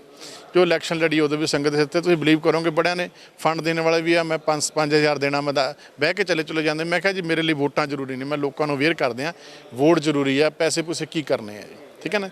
ਸੋ ਇੱਦਾਂ ਦੀ ਜ਼ਿੰਦਗੀ ਰੱਖੀ ਹੈ ਜੀ। ਤੇ ਬਾਕੀ ਜ਼ਿੰਦਗੀ ਦੀਆਂ ਲੋੜਾਂ ਵੀ ਨੇ, ਠੀਕ ਹੈ। ਗੱਡੀ ਹੁਣ ਸਰਕਾਰੀ ਹੈ, ਉਹ 'ਚੋਂ ਸਰਕਾਰੀ ਤੇਲ ਪੈ ਜਾਂਦਾ ਜੀ, ਉੱਥੇ ਕੋਈ ਹੁਣ ਹੈ ਨਹੀਂ ਕੋਈ ਖਰਚਾ, ਠੀਕ ਹੈ ਜੀ। ਤੇ ਬਾਕੀ ਕੱਪੜੇ 5-4 ਸੂਟ ਨੇ, ਇਹੀ ਧੋ ਪਾਈ ਜਾਂਦੇ, ਰੱਬ ਵੱਲੋਂ ਸਰੀ ਜਾਂਦਾ। ਮਾਨ ਸਾਹਿਬ, ਵੈਸੇ ਉੱਦਾਂ ਇਹ ਜਿਹੜਾ ਅਹੁਦਾ ਹੈਗਾ ਨਾ, ਇਹ ਬੜਾ ਜ਼ਿੰਮੇਵਾਰੀ ਵਾਲਾ ਹੈਗਾ। ਤੁਸੀਂ ਹੁਣ ਤੱਕ 1 ਸਾਲ ਦਾ ਸਮਾਂ ਤਕਰੀਬਨ ਹੋ ਚੱਲਿਆ ਹੈਗਾ, 9 ਮਹੀਨੇ ਆਪਾਂ ਲਾ ਕੇ ਚੱਲਦੇ ਜਿਹੜੇ ਐਕਟਿਵ ਰਹੇ ਨੇ। ਤਾਂ ਲੱਗਿਆ ਕਿ ਉਧਰ ਨੂੰ ਕਦਮ ਵਧੇ ਨੇ ਤੁਹਾਡੇ ਨਿੱਜੀ ਤੌਰ ਤੇ? ਤੁਹਾਡੀ ਗੱਲ ਕਰਾਂ ਤੇ ਵੀ ਜਿਹੜੀਆਂ ਚੀਜ਼ਾਂ ਮਨ ਦੇ ਵਿੱਚ ਲਈਆਂ ਸੀਗੀਆਂ, ਇੱਕ ਸੁਪਨਾ ਦੇਖ ਕੇ ਸਫ਼ਰੇ ਸ਼ੁਰੂ ਕੀਤਾ ਸੀ, ਤਾਂ ਉਧਰ ਨੂੰ ਕੁਝ ਪੈਰ ਜਾਂ ਕੁਝ ਪਲਾਂਘਾਂ ਪੱਟੀਆਂ? ਹਾਂ ਬਿਲਕੁਲ, ਬਹੁਤ ਫਰਕ ਹੈ। ਅਸੀਂ ਇੱਕ ਪ੍ਰੋਗਰਾਮ ਰੱਖ ਰਹੇ ਹਾਂ ਨਾਭਾ ਦੇ ਵਿੱਚ, ਮੈਂ ਤੁਹਾਨੂੰ ਵੀ ਬੁਲਾਉਣਾ, ਤੁਸੀਂ ਵੀ ਆਇਓ ਜ਼ਰੂਰ। ਅਸੀਂ 1 ਸਾਲ ਦੀ ਕਾਰਜਕਾਰੀ ਬਤੌਰ MLA ਮੈਂ ਨਾਭੇ ਲਈ, ਨਾਭਾ ਵਿਧਾਨ ਸਭਾ ਲਈ ਕੀ ਕੁਛ ਕੀਤਾ ਉਹ ਪੂਰਾ ਦੱਸਾਂਗੇ ਜੀ, ਠੀਕ ਹੈ ਜੀ। ਔਰ ਉਸ ਤੋਂ ਇਲਾਵਾ ਪੰਜਾਬ ਸਰਕਾਰ ਦੀਆਂ ਉਪਲਬਧੀਆਂ ਉਹ ਦੱਸਾਂਗੇ। ਤੇ ਪ੍ਰੋਪਰ ਗੁਰੂ ਮਹਾਰਾਜ ਦਾ ਓਟ ਆਸਰਾ ਲੈ ਕੇ ਅਖੰਡ ਪਾਠ ਸਾਹਿਬ ਕਰਾ ਕੇ ਪੂਰੀ ਸੰਗਤ ਬੁਲਾਵਾਂਗੇ, ਸਭ ਨੂੰ ਦੱਸਾਂਗੇ। ਕਦੇ ਪਹਿਲਾਂ ਨਹੀਂ ਹੋਇਆ ਜੀ, ਕੋਈ ਦੱਸਦਾ ਨਹੀਂ ਸੀ ਜੀ 5 ਸਾਲਾਂ ਬਾਅਦ ਲੋਕ ਨਾ ਇਹ ਭੁੱਲ ਜਾਂਦੇ ਸੀਗੇ ਵੀ ਵੋਟਾਂ ਅਗਲੀਆਂ ਕਦੋਂ ਨੇ ਜੀ, ਵੀ ਅਗਲੀਆਂ ਵੋਟਾਂ ਕਦੋਂ ਨੇ। ਅਸੀਂ ਹੁਣ ਤੋਂ ਹੀ ਦੱਸਦੇ ਹਾਂ ਵੀ ਅਗਲੀਆਂ ਵੋਟਾਂ ਭਾਈ ਜਨਵਰੀ ਫਰਵਰੀ 2027 ਚ ਨੇ। ਆ 23 ਚੱਲ ਰਹੀ ਆ, 4 ਸਾਲ ਰਹਿ ਗਏ, ਠੀਕ ਹੈ ਨਾ। ਸਮਾਂ ਬੜਾ ਥੋੜਾ, ਆਪਾਂ ਇਕੱਠੇ ਹੋ ਕੇ ਸਿਆਣੇ ਹੋ ਕੇ ਆਪਾਂ ਆਪਣੇ ਕੰਮ ਸਿਰੇ ਲਾਈਏ ਸਾਰੇ। ਇਹ ਜ਼ਿੰਮੇਵਾਰੀ ਵਾਲਾ ਕੰਮ ਆ। ਤੁਸੀਂ ਵੋਟ ਪਾ ਕੇ ਭੁੱਲਣਾ। ਜੇ ਆਪਣੇ ਲੋਕ ਕੀ ਕਰਦੇ, ਵੋਟ ਪਾ ਕੇ ਭੁੱਲ ਜਾਂਦੇ ਸੀ 5 ਸਾਲ, ਵੀ ਜਦੋਂ ਵੋਟਾਂ ਦੁਬਾਰਾ ਆਈਆਂ ਅੱਛਾ ਇਹ ਝੰਡੇ ਜੇ ਲੱਗਣ ਲੱਗ ਗਏ, ਪੋਸਟਰ ਜੇ ਲੱਗਦਾ ਵੋਟਾਂ ਆ ਗਈਆਂ। ਹੁਣ ਇਦਾਂ ਨਹੀਂ ਜੀ, ਹੁਣ ਇੱਕ ਦਿਨ ਗਿਣ ਕੇ ਕੱਢਦੇ ਆ, ਔਰ ਇੱਕ ਦਿਨ ਦਾ ਹਿਸਾਬ ਕਿਤਾਬ, ਇੱਕ ਮਹੀਨੇ ਦਾ ਹਿਸਾਬ ਕਿਤਾਬ, ਸਾਰਾ ਟੋਟਲ ਔਨ ਰਿਕਾਰਡ ਜਿਹੜਾ ਜੀ ਸੋਸ਼ਲ ਮੀਡੀਆ ਤੇ ਵੀ, ਗਰੁੱਪਾਂ ਦੇ ਵਿੱਚ ਵੀ, ਸਾਰੇ ਕਿਤੇ, ਔਰ ਰਿਪੋਰਟ ਕਾਰਡ ਅਸੀਂ ਪੈਦਾ ਕਰ ਰਹੇ ਹਾਂ ਤੇ ਦਿਖਾ ਰਹੇ ਹਾਂ ਜੀ। ਤੇ ਬਸ ਬੜੀ ਸਿੰਪਲ ਜੀ ਹੈ ਜੀ ਲਾਈਫ। ਬਾਕੀ ਕਦੇ ਨਾਭੇ ਤੁਸੀਂ ਆਓ, ਮੋਸਟ ਵੈਲਕਮ। ਜਿੱਥੇ ਮੈਂ ਰਹਿਣਾ ਤੁਹਾਨੂੰ ਮੈਂ ਉਹ ਦਿਖਾਊਂਗਾ, ਕਿਵੇਂ ਮੈਂ ਸਾਈਕਲ 'ਤੇ ਘੁੰਮਦਾ, ਕਿਵੇਂ ਲੋਕਾਂ ਨੂੰ ਮਿਲਦਾ, ਕਿਵੇਂ ਮੈਂ ਆਫਿਸ ਦੇ ਵਿੱਚ ਵਿਚਰਦਾ, ਕਿਵੇਂ ਏਰੀਏ 'ਚ ਵਿਚਰਦਾ। ਤੇ ਤੁਸੀਂ ਮੇਰੇ ਕੋਲ ਆਉਣ ਤੋਂ ਪਹਿਲਾਂ ਲੋਕਾਂ ਕੋਲੇ ਜਾਇਓ, ਉਹਨਾਂ ਨੂੰ ਪੁੱਛੋ ਵੀ ਦੇਵ ਮਾਨ ਜਿਹੜਾ ਇੱਥੋਂ ਦਾ MLA ਭਾਈ, ਉਹਦੇ ਬਾਰੇ ਬੋਲੋ ਜ਼ਰਾ, ਵੀ ਚੰਗਾ ਕਿ ਮਾੜਾ, ਤੁਹਾਨੂੰ ਆਪੇ ਪਤਾ ਲੱਗ ਜਾਣਾ ਜੀ। ਬਿਲਕੁਲ, ਜਾਂਦੇ ਜਾਂਦੇ ਆਪਾਂ ਉਹ ਗੱਲ ਕਰ ਲਈ ਕਿ ਸਾਰਾ ਕੁਝ ਵਧੀਆ ਚੱਲ ਰਿਹਾ, ਤੁਸੀਂ ਆਪਣੇ ਹਿਸਾਬ ਨਾਲ ਐਫਰਟਸ ਕਰ ਰਹੇ ਹੋ, ਤਾਂ ਇੱਕ ਟੀਚਾ ਮਿੱਥਿਆ ਹੁੰਦਾ ਅਗਲੇ 4 ਸਾਲਾਂ ਦੇ ਵਿੱਚ ਆਪਣੇ ਨਾਭੇ ਹਲਕੇ ਲਈ ਕੀ ਕਰਨਾ ਹੈਗਾ, ਉਹ ਜ਼ਿਹਨ ਦੇ ਵਿੱਚ ਕਲੀਅਰ ਹੈਗਾ ਕਿਹੜੀ ਬਿਲਕੁਲ। ਜਿਵੇਂ ਨਾਭਾ ਸ਼ਹਿਰ ਰਿਆਸਤੀ ਸ਼ਹਿਰ ਆ, ਮਹਾਰਾਜਾ ਹੀਰਾ ਸਿੰਘ, ਮਹਾਰਾਜਾ ਰਦਮਨ ਸਿੰਘ ਜਿਨ੍ਹਾਂ ਨੇ ਪਹਿਲਾ ਸਿੱਖ ਮੈਰਿਜ ਐਕਟ ਲਾਗੂ ਕੀਤਾ ਸੀ ਨਾਭਾ ਰਿਆਸਤ ਦੇ ਵਿੱਚ। ਨਾਭਾ ਰਿਆਸਤ ਬਹੁਤ ਵੱਡੀ ਰਿਆਸਤ ਸੀਗੀ। ਉੱਥੇ ਸੀਵਰੇਜ ਦੀ ਬਹੁਤ ਵੱਡੀ ਸਮੱਸਿਆ, ਠੀਕ ਹੈ ਜੀ, ਪਾਰਕਿੰਗ ਦੀ ਬਹੁਤ ਵੱਡੀ ਸਮੱਸਿਆ, ਪੀਣ ਵਾਲਾ ਪਾਣੀ। ਔਰ ਉਸ ਤੋਂ ਬਾਅਦ ਪਿੰਡਾਂ ਦੀ ਗੱਲ ਕਰਾਂ ਤਾਂ ਲਿੰਕ ਸੜਕਾਂ ਜਿਹੜੀਆਂ ਨੇ, ਪਿੰਡਾਂ ਦੇ ਵਿੱਚ ਖੇਡ ਗਰਾਊਂਡ, ਪਿੰਡਾਂ 'ਚ ਆਮ ਆਦਮੀ ਕਲੀਨਿੰਗ, ਠੀਕ ਹੈ ਜੀ, ਇਹ ਸਾਰੀਆਂ ਡਿਵੈਲਪਮੈਂਟਾਂ ਹੋਣ ਵਾਲੀਆਂ ਨੇ। ਅੱਛੇ ਸਕੂਲ, ਚੰਗੇ ਹਸਪੀਟਲ, ਸਾਰੇ ਇਹ ਸਾਰੀ ਬਹੁਤ ਵੱਡਾ ਚੈਲੰਜ ਹੈ ਜੀ। ਅਸੀਂ ਇਹਨੂੰ ਸਮੂਥਲੀ ਕਰ ਰਹੇ ਹਾਂ। ਤੇ ਇੱਕ ਮੈਂ ਤੁਹਾਨੂੰ ਦਿਖਾਉਣਾ, ਜਿੱਥੇ ਦੱਸਦਾ ਮੈਂ ਤੁਹਾਨੂੰ, ਤੁਸੀਂ ਜੇ ਨਾਭੇ ਆਏ ਤੁਸੀਂ ਆਪ ਨੂੰ ਰਿਕਾਰਡ ਕਰਿਓ, ਜਿਸ ਜਗ੍ਹਾ ਤੇ ਡੰਪ ਹੁੰਦੇ ਸੀ, ਜਿਵੇਂ ਪਟਿਆਲਾ ਗੇਟ, 5 ਗੇਟ ਹੁੰਦੇ ਸੀ ਨਾਭੇ ਦੇ, ਪਟਿਆਲਾ ਗੇਟ ਡੰਪ ਹੁੰਦਾ ਜੀ ਪਿਛਲੇ 40-50 ਸਾਲ ਤੋਂ। ਬੜੇ MLA ਬੜੇ ਗਏ, ਕਿਸੇ ਤੋਂ ਨਹੀਂ ਚੁਕਾਇਆ, ਉਹ ਡੰਪ ਚੁਕਾ ਕੇ ਉੱਥੇ ਅਸੀਂ ਛੋਟਾ ਬੱਸ ਸਟੈਂਡ ਬਣਾਤਾ ਜੀ। ਉੱਥੇ ਕੂਲਰ ਲੱਗਿਆ ਠੰਡੇ ਪਾਣੀ ਦਾ, ਉੱਥੇ ਪੱਖੇ ਲੱਗੇ, ਕੈਮਰੇ ਲਾਤੇ ਜੀ, ਠੀਕ ਹੈ ਜੀ। ਇੱਕ ਵੱਡਾ ਸੀਗਾ, ਉਹ ਪਿਛਲੇ 15 ਸਾਲਾਂ ਤੋਂ ਉੱਥੇ ਕੋਈ ਪੁਰਾਣਾ ਫੁਹਾਰਾ ਜਿਹਾ ਲਾਤਾ ਜੀ, ਬੰਦ ਪਿਆ ਜੀ, ਕੁਛ ਨਹੀਂ। ਅਸੀਂ ਉਹ ਸਾਰਾ ਚੱਕ ਕੇ ਉੱਥੇ ਲੋਕ ਟਾਇਲ ਲਾ ਕੇ, ਵੱਡਾ ਟੀਨ ਲਾ ਕੇ, ਉੱਪਰ ਪੇਂਟ ਪੂੰਟ ਕਰਕੇ, ਉੱਥੇ ਅਸੀਂ ਸਿਟਿੰਗ ਕਪੈਸਿਟੀ ਬਣਾਤੀ ਘੱਟੋ ਘੱਟ 100 ਬੰਦੇ ਦੀ, ਔਰ ਉੱਥੇ ਕੈਮਰੇ ਲਾਤੇ, ਉੱਥੇ ਪਾਣੀ ਪੀਣ ਦਾ ਪ੍ਰਬੰਧ ਕਰਤਾ, ਔਰ ਉੱਥੇ ਪੱਖੇ ਲਾਤੇ ਸਾਰੇ, ਠੀਕ ਹੈ ਜੀ। ਔਰ ਸਾਹਮਣੇ TV ਲਾਤਾ, ਸਵੇਰੇ ਸ਼ਾਮ ਸ਼ਬਦ ਗੁਰਬਾਣੀ ਚੱਲਦੀ ਹੈ। ਕੁਝ ਸਮੇਂ ਦੇ ਵਿੱਚ ਨਾ ਇਹ ਪੈਸਾ ਨਗਰ ਕੌਂਸਲ ਨਾਭਾ ਦਾ ਲੱਗਿਆ, ਨਾ ਪੰਜਾਬ ਸਰਕਾਰ ਦਾ ਲੱਗਿਆ, ਇਸ ਸਮਾਜ ਸੇਵੀਆਂ ਦੇ ਸਹਿਯੋਗ ਨਾਲ ਹੀ ਕੰਮ ਕਰ ਰਹੇ ਹਾਂ ਜੀ, ਠੀਕ ਹੈ ਨਾ। ਕਹਿਣ ਦਾ ਭਾਵ ਇਹ ਛੋਟੀਆਂ ਚੀਜ਼ਾਂ ਦੀ ਵੱਡੀ ਅਹਿਮੀਅਤ ਆ ਸਾਡੇ 'ਚ। ਅਸੀਂ ਸੋਚਦੇ ਹਾਂ ਵੀ ਪਤਾ ਨਹੀਂ ਵੀ ਆਪਾਂ ਜੇ ਇਹ ਕੰਮ ਕਰਾਂਗੇ ਤਾਂ ਇਹਦੀ ਬਹੁਤ ਵੱਡੀ ਚਰਚਾ ਹੋਣੀ ਹੈ। ਚਰਚਾ ਜਿਹੜੇ ਛੋਟੇ ਕੰਮ ਨੇ, ਜਦੋਂ ਉਹ ਨਹੀਂ ਸੀ ਬੱਸ ਸਟੈਂਡ ਪਟਿਆਲਾ ਗੇਟ, ਉੱਥੇ ਜਦੋਂ ਬਰਸਾਤ ਆਉਂਦੀ, ਸਾਡੀਆਂ ਭੈਣਾਂ, ਸਾਡੀਆਂ ਮਾਤਾਵਾਂ ਜਦੋਂ ਮੀਂਹ ਆਉਂਦੇ ਤਾਂ ਭੱਜ ਦੁਕਾਨਾਂ 'ਚ ਜਾਂਦੀਆਂ ਹੁੰਦੀਆਂ ਸੀਗੀ, ਆਪਣੇ ਵੀ ਗਿੱਲੇ ਨਾ ਹੋ ਜੀ। ਅਸੀਂ ਖੜ੍ਹਨ ਦੀ ਕੋਈ ਜਗ੍ਹਾ ਨਹੀਂ ਸੀਗੀ। ਜਿਹੜੇ ਕੁਛ ਮੁੰਡੇ ਤੰਗ ਪਰੇਸ਼ਾਨ ਕਰਨ ਵਾਲੇ ਵੀ ਗੇੜੇ ਗੂੜੇ ਮਾਰਦੇ। ਹੁਣ ਇਦਾਂ ਦਾ ਕੁਛ ਨਹੀਂ, ਕੈਮਰੇ ਲੱਗੇ, ਇੱਕ ਚੀਜ਼ ਮੋਨੀਟਰ ਕਰਦੇ ਹਾਂ ਅਸੀਂ। ਇੱਕ ਸੀਗਾ ਜੀ ਆਪਣਾ ਪਾਂਡੂਸਰ ਮਹੱਲਾ, ਪੁਰਾਣਾ ਹਾਈ ਕੋਰਟ, ਉੱਥੇ ਜਦੋਂ ਰਾਜਿਆਂ ਦੇ ਟਾਈਮ ਪਰ ਉੱਥੇ ਹਾਈ ਕੋਰਟ ਲੱਗਦਾ ਹੁੰਦਾ ਸੀ, ਤੇ ਉੱਥੇ ਡੰਪ ਸੀਗਾ ਜੀ। ਉਹ ਡੰਪ ਅਸੀਂ ਖਤਮ ਕਰਕੇ ਉੱਥੇ ਸਿਟਿੰਗ ਅਰੇਂਜਮੈਂਟ ਕਰਤਾ ਬਹਿਣ ਵਾਸਤੇ, ਉੱਥੇ ਬੈਨਰ ਲਾਤਾ। ਮੈਂ ਇੱਕ ਨਾਭੇ 'ਚ ਸਲੋਗਨ ਚਲਾਇਆ ਹੋਇਆ ਕਿ ਮੈਂ ਨਾਭਾ ਹਾਂ, ਮੈਂ ਤੁਹਾਡਾ ਹਾਂ, ਮੈਨੂੰ ਸਾਫ਼ ਰੱਖੋ। ਹਰੇਕ ਜਗ੍ਹਾ ਬੋਰਡ ਲਾਇਆ ਸੀ, ਠੀਕ ਹੈ ਜੀ। ਫਿਰ ਇੱਕ ਸੀਗਾ ਜੀ ਡੰਪ ਜਿਹੜਾ, ਉਹ ਸੀਗਾ ਜੀ ਬੌੜਾ ਗੇਟ, ਇਹ ਵੀ ਗੇਟ ਹੈ। ਉੱਥੇ ਗੰਦ ਮੁਸ਼ਕ ਮਾਰਦੀ ਸੀ, ਅਵਾਰਾ ਪਸ਼ੂ ਉੱਥੇ ਲੜਦੇ ਸੀ। ਜਦੋਂ ਡੰਗਰ ਨਾ ਆਪਕੇ ਰੇਹੜੀਆਂ ਭੰਨ ਦਿੰਦੇ, ਦੁਕਾਨਾਂ ਭੰਨ, ਉਹ ਚੱਕਤਾ, ਉੱਥੇ ਵੀ ਸਿਟਿੰਗ ਅਰੇਂਜਮੈਂਟ ਕਰਤਾ, ਬੂਟੇ ਲਾਤੇ ਉੱਥੇ, ਠੀਕ ਹੈ ਜੀ। ਤੇ ਐਂ ਅਸੀਂ ਜਿਹੜਾ ਜੀ ਇੱਕ ਪੁਰਾਣਾ ਕਿਲ੍ਹਾ ਜਿਹੜਾ ਨਾਭੇ ਦਾ ਮਹਾਰਾਜਾ ਹੀਰਾ ਸਿੰਘ ਜੀ ਦਾ, ਉਹਦੇ ਅੰਦਰ ਇੱਕ ਡੰਪ ਹੁੰਦਾ ਸੀ, ਮੁਸ਼ਕ ਮਾਰਦੇ ਸੀ, ਸਦਰ ਬਾਜ਼ਾਰ ਨਾਲ ਲੱਗਦਾ, ਬੜੇ ਦੁਕਾਨਦਾਰ ਕੰਪਲੇਂਟ ਕਰਦੇ ਸੀ। ਉਹ ਅਸੀਂ ਖਤਮ ਕਰਕੇ ਬਿਲਕੁਲ ਸਾਫ਼ ਕਰਤਾ ਜੀ, ਕੋਈ ਸਮੈਲ ਨਹੀਂ, ਕੋਈ ਕੁਛ ਨਹੀਂ। ਮੈਨੂੰ ਬੜੀਆਂ ਅਹਿਮ ਚੀਜ਼ਾਂ ਲੱਗ ਰਹੀਆਂ, ਕਿਉਂਕਿ ਜਿਹੜੀਆਂ ਰਿਆਸਤੀ ਚੀਜ਼ਾਂ ਹੁੰਦੀਆਂ ਨੇ, ਮੈਨੂੰ ਲੱਗਦਾ ਕਿ ਖਾਸ ਕਰਕੇ ਪੰਜਾਬ ਤੇ ਭਾਰਤ ਦੀ ਅਸੀਂ ਜਦੋਂ ਗੱਲ ਕਰਦੇ ਹਾਂ, ਇੱਥੇ ਆਪਣੀਆਂ ਜਿਹੜੀਆਂ ਹਿਸਟੋਰੀਕਲ ਇਮਾਰਤਾਂ ਨੇ, ਉਹਨਾਂ ਨੂੰ ਤਾਂ ਦਰਕਨਾਰ ਕੀਤਾ ਹੋਇਆ ਬਹੁਤ ਸਾਰੇ ਦੇਸ਼ਾਂ ਦੇ ਵਿੱਚ, ਤਾਂ ਉਹਨਾਂ ਨੂੰ ਦੇਖਣ ਦੇ ਵੀ ਪੈਸੇ ਲੱਗਦੇ ਨੇ, ਅਸੀਂ ਜੇ ਗੱਲ ਕਰ ਲਈਏ ਤਾਂ। ਤੇ ਇੱਥੇ ਬੜੀ ਤਰਾਸਦੀ ਹੈ ਸਾਡੇ ਨਾਭੇ ਤਾਂ ਨਾ ਜੀ, ਨਾਭੇ ਜਬ ਵੀ ਮੈਟ ਫਿਲਮ ਸੀਗੀ ਜੀ, ਉਹਦੀ ਨਾਭੇ ਦੀ ਸ਼ੂਟਿੰਗ ਹੈ ਜੀ। ਬਹੁਤ ਸਾਰੀਆਂ ਫਿਲਮਾਂ ਦੀ ਨਾਭੇ ਦੀ ਸ਼ੂਟਿੰਗ ਹੈ ਜੀ, ਠੀਕ ਹੈ ਨਾ। ਤੇ ਪਰ ਉਹ ਚੀਜ਼ਾਂ ਨੂੰ ਸਾਂਭ ਸੰਭਾਲ ਦੀ ਜ਼ਰੂਰਤ ਹੈ ਜੀ। ਮੈਂ ਵਿਧਾਨ ਸਭਾ ਸਵਾਲ ਵੀ ਲਾਇਆ ਸੀ, ਸਾਡੇ ਮਾਨਯੋਗ ਕੈਬਨਿਟ ਮੰਤਰੀ ਗਗਨ ਅਨਮੋਲ ਮਾਨ ਜੀ ਦਾ ਜਵਾਬ ਵੀ ਆਇਆ ਵੀ ਅਸੀਂ ਕੁਛ ਨਾ ਕੁਛ ਪਲਾਨਿੰਗ ਕਰ ਰਹੇ ਹਾਂ ਕਿ ਪੁਰਾਣੀ ਹਿਸਟੋਰੀਕਲ ਜਿਹੜੀਆਂ ਨੇ ਸਾਡੇ ਰਿਆਸਤ ਦੀਆਂ ਚੀਜ਼ਾਂ, ਕੁਛ ਸਾਡੀਆਂ ਹਿਸਟੋਰੀਕਲ ਜਿਹੜੀਆਂ ਬੜੀਆਂ ਸਾਡੀ ਉਹਦੇ 'ਚ ਧਾਰਮਿਕ ਤੌਰ 'ਤੇ, ਰਾਜਨੀਤਿਕ ਤੌਰ 'ਤੇ ਸਾਡੀ ਜ਼ਿੰਦਗੀ 'ਚ ਬੜੀ ਅਹਿਮੀਅਤ ਹੈ, ਵੀ ਉਹਨਾਂ ਚੀਜ਼ਾਂ ਦੀ ਸਾਂਭ ਸੰਭਾਲ ਕੀਤੀ ਜਾਵੇ। ਤੇ ਅਸੀਂ ਆਪ ਵੀ ਕਰ ਰਹੇ ਹਾਂ। ਅਸੀਂ ਇੱਕ ਨਾ ਅਸੀਂ ਕੀ ਕੀਤਾ ਜੀ, ਇੱਕ ਕਿਲੇ ਦਾ ਇੱਕ ਪਾਰਟ ਜਿਹੜਾ ਬਹੁਤ ਗੰਦਾ ਸੀ, ਡੰਪ ਹੁੰਦਾ ਸੀ, ਉਹ ਸਾਫ਼ ਕਰਕੇ ਉੱਥੇ ਸੈਲਫੀ ਪੁਆਇੰਟ ਬਣਾਤਾ, ਪੇਂਟ ਕਰਕੇ ਲਾਈਟਾਂ ਲਾਤੀਆਂ, ਬੂਟੇ ਲਾ। ਤੁਸੀਂ ਆਇਓ, ਮੈਂ ਦੱਸਣ ਵਾਲੇ ਨਹੀਂ ਗੱਲ ਬਣੀ, ਤੁਸੀਂ ਦੇਖੋਗੇ ਲੋਕ ਉੱਥੇ ਖੜ੍ਹ ਕੇ ਫੋਟੋ ਖਿਚਾਉਂਦੇ ਆ। ਤੇ ਇੱਕ ਦਲੱਦੀ ਗੇਟ ਸੀਗਾ, ਦਲੱਦੀ ਗੇਟ ਤੇ ਮੈਂ ਬਜ਼ੁਰਗਾਂ ਤੋਂ ਸੁਣਦਾ ਆਇਆ ਕਿ ਜੀ ਉੱਥੇ ਜੀ ਸਵੇਰੇ ਸ਼ਾਮ ਨਾ ਪਾਠ ਹੁੰਦਾ ਸੀ ਜੀ, ਜਪਜੀ ਸਾਹਿਬ ਰਹਿ ਰਾਸ ਸਵੇਰੇ ਸ਼ਾਮ ਪਾਠ ਹੁੰਦਾ ਸੀ, ਆਰਤੀ ਹੁੰਦੀ ਸੀ, ਕਿ ਸਾਰੇ ਧਰਮਾਂ ਦਾ ਸਨਮਾਨ ਕਰਦੇ ਸੀ ਮਹਾਰਾਜਾ ਹੀਰਾ ਸਿੰਘ। ਉੱਥੇ ਗੁਰਬਾਣੀ ਤੇ ਭਜਨ ਚੱਲਦੇ ਆ ਸਵੇਰੇ ਸ਼ਾਮ ਜੀ, ਠੀਕ ਹੈ, ਲਾਈਟਾਂ ਲਾਤੀਆਂ, ਹਾਂ ਬਹੁਤ ਮਿਊਜ਼ਿਕਲ। ਇੱਕ ਸਾਡੇ ਫਲਾਈਓਵਰ ਹੈ ਜੀ, ਬੌੜਾ ਗੇਟ ਤੋਂ ਭਵਾਨੀਗੜ੍ਹ ਨੂੰ ਜਾਂਦਾ, ਉਹ ਫਲਾਈਓਵਰ ਦੇ ਅਸੀਂ 3D ਪੇਂਟਿੰਗ ਫਸਟ ਟਾਈਮ, ਉਹ ਦੱਸ ਰਹੇ ਸੀ ਪੇਂਟਰ ਜਿਹੜਾ, ਕਹਿੰਦੇ ਪੰਜਾਬ 'ਚ ਪਹਿਲੀ ਵਾਰੀ ਯੂਜ਼ ਹੋ ਰਿਹਾ ਜੀ ਕੰਮ। 3D ਪੇਂਟਿੰਗ ਪੰਜਾਬ 'ਚ ਪਹਿਲਾਂ ਨਹੀਂ ਬਣੀਆਂ। ਅਸੀਂ ਨਾਭਾ ਦੇ ਵਿੱਚ ਅਸੀਂ ਅਲੱਗ-ਅਲੱਗ ਸਲੋਗਨ, ਤੇ ਐਂ ਲੱਗਦਾ ਜਿਵੇਂ ਉੱਥੇ ਸੈਲਫੀ ਵਾਲੇ ਬਹੁਤ ਆਉਂਦੇ ਆ, ਤੇ ਅਸੀਂ ਉੱਥੇ ਫੋਟੋਆਂ ਲਾਈਆਂ ਨੇ, ਕੁਝ ਸੈਲੀਬ੍ਰਿਟੀ ਨੇ ਲਾਈਆਂ ਨੇ, ਕੁਝ ਅਸੀਂ ਫੁਲਕਾਰੀ ਟਾਈਪ ਡਿਜ਼ਾਈਨ ਪਾਏ। ਤੁਸੀਂ ਜਦੋਂ ਆਓਗੇ ਦੇਖੋਗੇ ਕੈਮਰੇ 'ਚ ਉਹਨੂੰ ਕੈਦ ਕਰੋਗੇ ਨਾ। ਹਰ ਸੰਭਵ ਕਦਮ ਜਿਹੜਾ ਬਣਦਾ ਹੈਗਾ ਵਿਧਾਨ ਸਭਾ ਦੇ ਵਿੱਚ। ਆਖਰੀ ਤੇ ਇੱਕ ਬੜਾ ਅਹਿਮ ਸਵਾਲ ਮੈਨੂੰ ਲੱਗਦਾ ਕਿ ਮੈਨੂੰ ਇਹ ਲੱਗਦਾ ਕਿ ਸਿਰਫ ਇਹ ਜਾਂਦੇ ਲੋਕਾਂ ਦੇ ਲਈ ਕਿ ਪੋਲੀਟਿਕਸ ਨੂੰ ਲੈ ਕੇ ਲੋਕਾਂ ਦੇ ਮਨ ਦੇ ਵਿੱਚ ਬੜੇ ਸ਼ੰਕੇ, ਬੜੇ ਸਵਾਲ, ਬੜੇ ਕਿੰਤੂ ਪਰੰਤੂ ਨੇ। ਲੱਗਦਾ ਕਿ ਪੋਲੀਟਿਕਸ ਕਿੱਤਾ ਵਿਗਾੜ ਦਿੱਤਾ ਗਿਆ ਜਾਂ ਇਹਦਾ ਨਾਮ ਬਦਨਾਮ ਕਰ ਦਿੱਤਾ ਗਿਆ ਹੈਗਾ ਤੁਹਾਡੇ ਹਿਸਾਬ ਨਾਲ, ਜਾਂ ਤੁਸੀਂ ਨੌਜਵਾਨਾਂ ਨੂੰ ਕੀ ਅਖੀਰ ਤੇ ਪ੍ਰੇਰਨਾ ਦੇਣੀ? ਮੈਂ ਤਾਂ ਬੇਨਤੀ ਕਰਦਾ ਕਿ ਬਹੁਤ ਅੱਛਾ ਪ੍ਰੋਫੈਸ਼ਨ ਆ, ਜਿਹੜਾ ਬੰਦਾ ਇਮਾਨਦਾਰੀ ਨਾਲ ਅੱਗੇ ਜਿਹਦੀ ਰਾਜਨੀਤੀ ਮੋਡੀਫਾਈ ਹੋ ਰਹੀ ਹੈ, ਰਾਜਨੀਤੀ ਦੇ ਵਿੱਚ ਨਵੇਂ ਮੁੰਡੇ ਕੁੜੀਆਂ ਦੀ ਬਹੁਤ ਜ਼ਰੂਰਤ ਹੈ ਜੀ। ਪੁਰਾਣਾ ਸਿਸਟਮ ਦਾ ਸਾਰਾ ਫੈਡਅਪ ਹੋ ਜਾਣਾ, ਕਿਉਂਕਿ ਇਹਨਾਂ ਤੋਂ ਕੰਮ ਹੋਣਾ ਨਹੀਂ ਜੀ। ਇਹ ਬਿਆਨੀ ਵਾਲੇ ਆ, ਬਿਆਨੀ ਵਾਲੇ ਲੋਕ ਪਸੰਦ ਨਹੀਂ ਕਰਦੇ, ਕੰਮ ਕਰਨ ਵਾਲੇ ਬੰਦੇ ਦੀ ਵੈਲਿਊ ਹੋਗੀ। ਨਵੇਂ ਮੁੰਡੇ ਕੁੜੀਆਂ ਨੂੰ ਬੇਨਤੀ ਕਰਦਾ ਕਿ ਇਹਨੂੰ ਵੀ ਅਪਣਾਓ ਪ੍ਰੋਫੈਸ਼ਨ ਨੂੰ, ਔਰ ਰਾਜਨੀਤੀ ਦੇ ਵਿੱਚ ਆਓ ਔਰ ਸੇਵਾ ਕਰੋ। ਤੁਹਾਡੀਆਂ ਪੁਸ਼ਤਾਂ, ਤੁਹਾਨੂੰ ਤੁਹਾਡੇ ਬਜ਼ੁਰਗਾਂ ਦਾ ਨਾਂ, ਤੁਹਾਡਾ ਆਪਣਾ ਨਾਂ ਕਈ ਸਦੀਆਂ ਤੱਕ ਗੂੰਜਦਾ ਰਹੇਗਾ। ਸਰ ਬਹੁਤ ਸ਼ੁਕਰੀਆ, ਤੁਸੀਂ ਸਮਾਂ ਦਿੱਤਾ, ਬਹੁਤ ਧੰਨਵਾਦ ਤੁਹਾਡਾ। ਸੋ ਇਹ ਸਨ ਦੇਵਮਾਨ, ਜਿਨ੍ਹਾਂ ਨਾਲ ਗੱਲਬਾਤ ਕਰਕੇ ਇਸ ਪ੍ਰੋਗਰਾਮ ਦੇ ਜ਼ਰੀਏ ਸਮਝਣ ਦੀ ਕੋਸ਼ਿਸ਼ ਕੀਤੀ ਹੈ ਕਿ ਇਹਨਾਂ ਦਾ ਸਫ਼ਰ ਜਿਹੜਾ ਹੈਗਾ ਉਹ ਕਿਸ ਤਰੀਕੇ ਦਾ ਰਿਹਾ ਹੈਗਾ।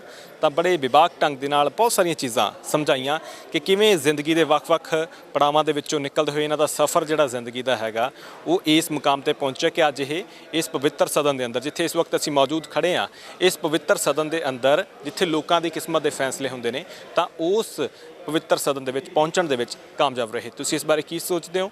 ਆਪਣੇ ਕੀਮਤੀ ਸੁਝਾਅ ਜ਼ਰੂਰ ਸਾਂਝੇ ਕਰਿਓ। ਇੱਥੇ ਤੁਹਾਡੇ ਤੋਂ ਆਗਿਆ ਲੈਣੀ ਹੈ। ਬਹੁਤ ਬਹੁਤ ਧੰਨਵਾਦ।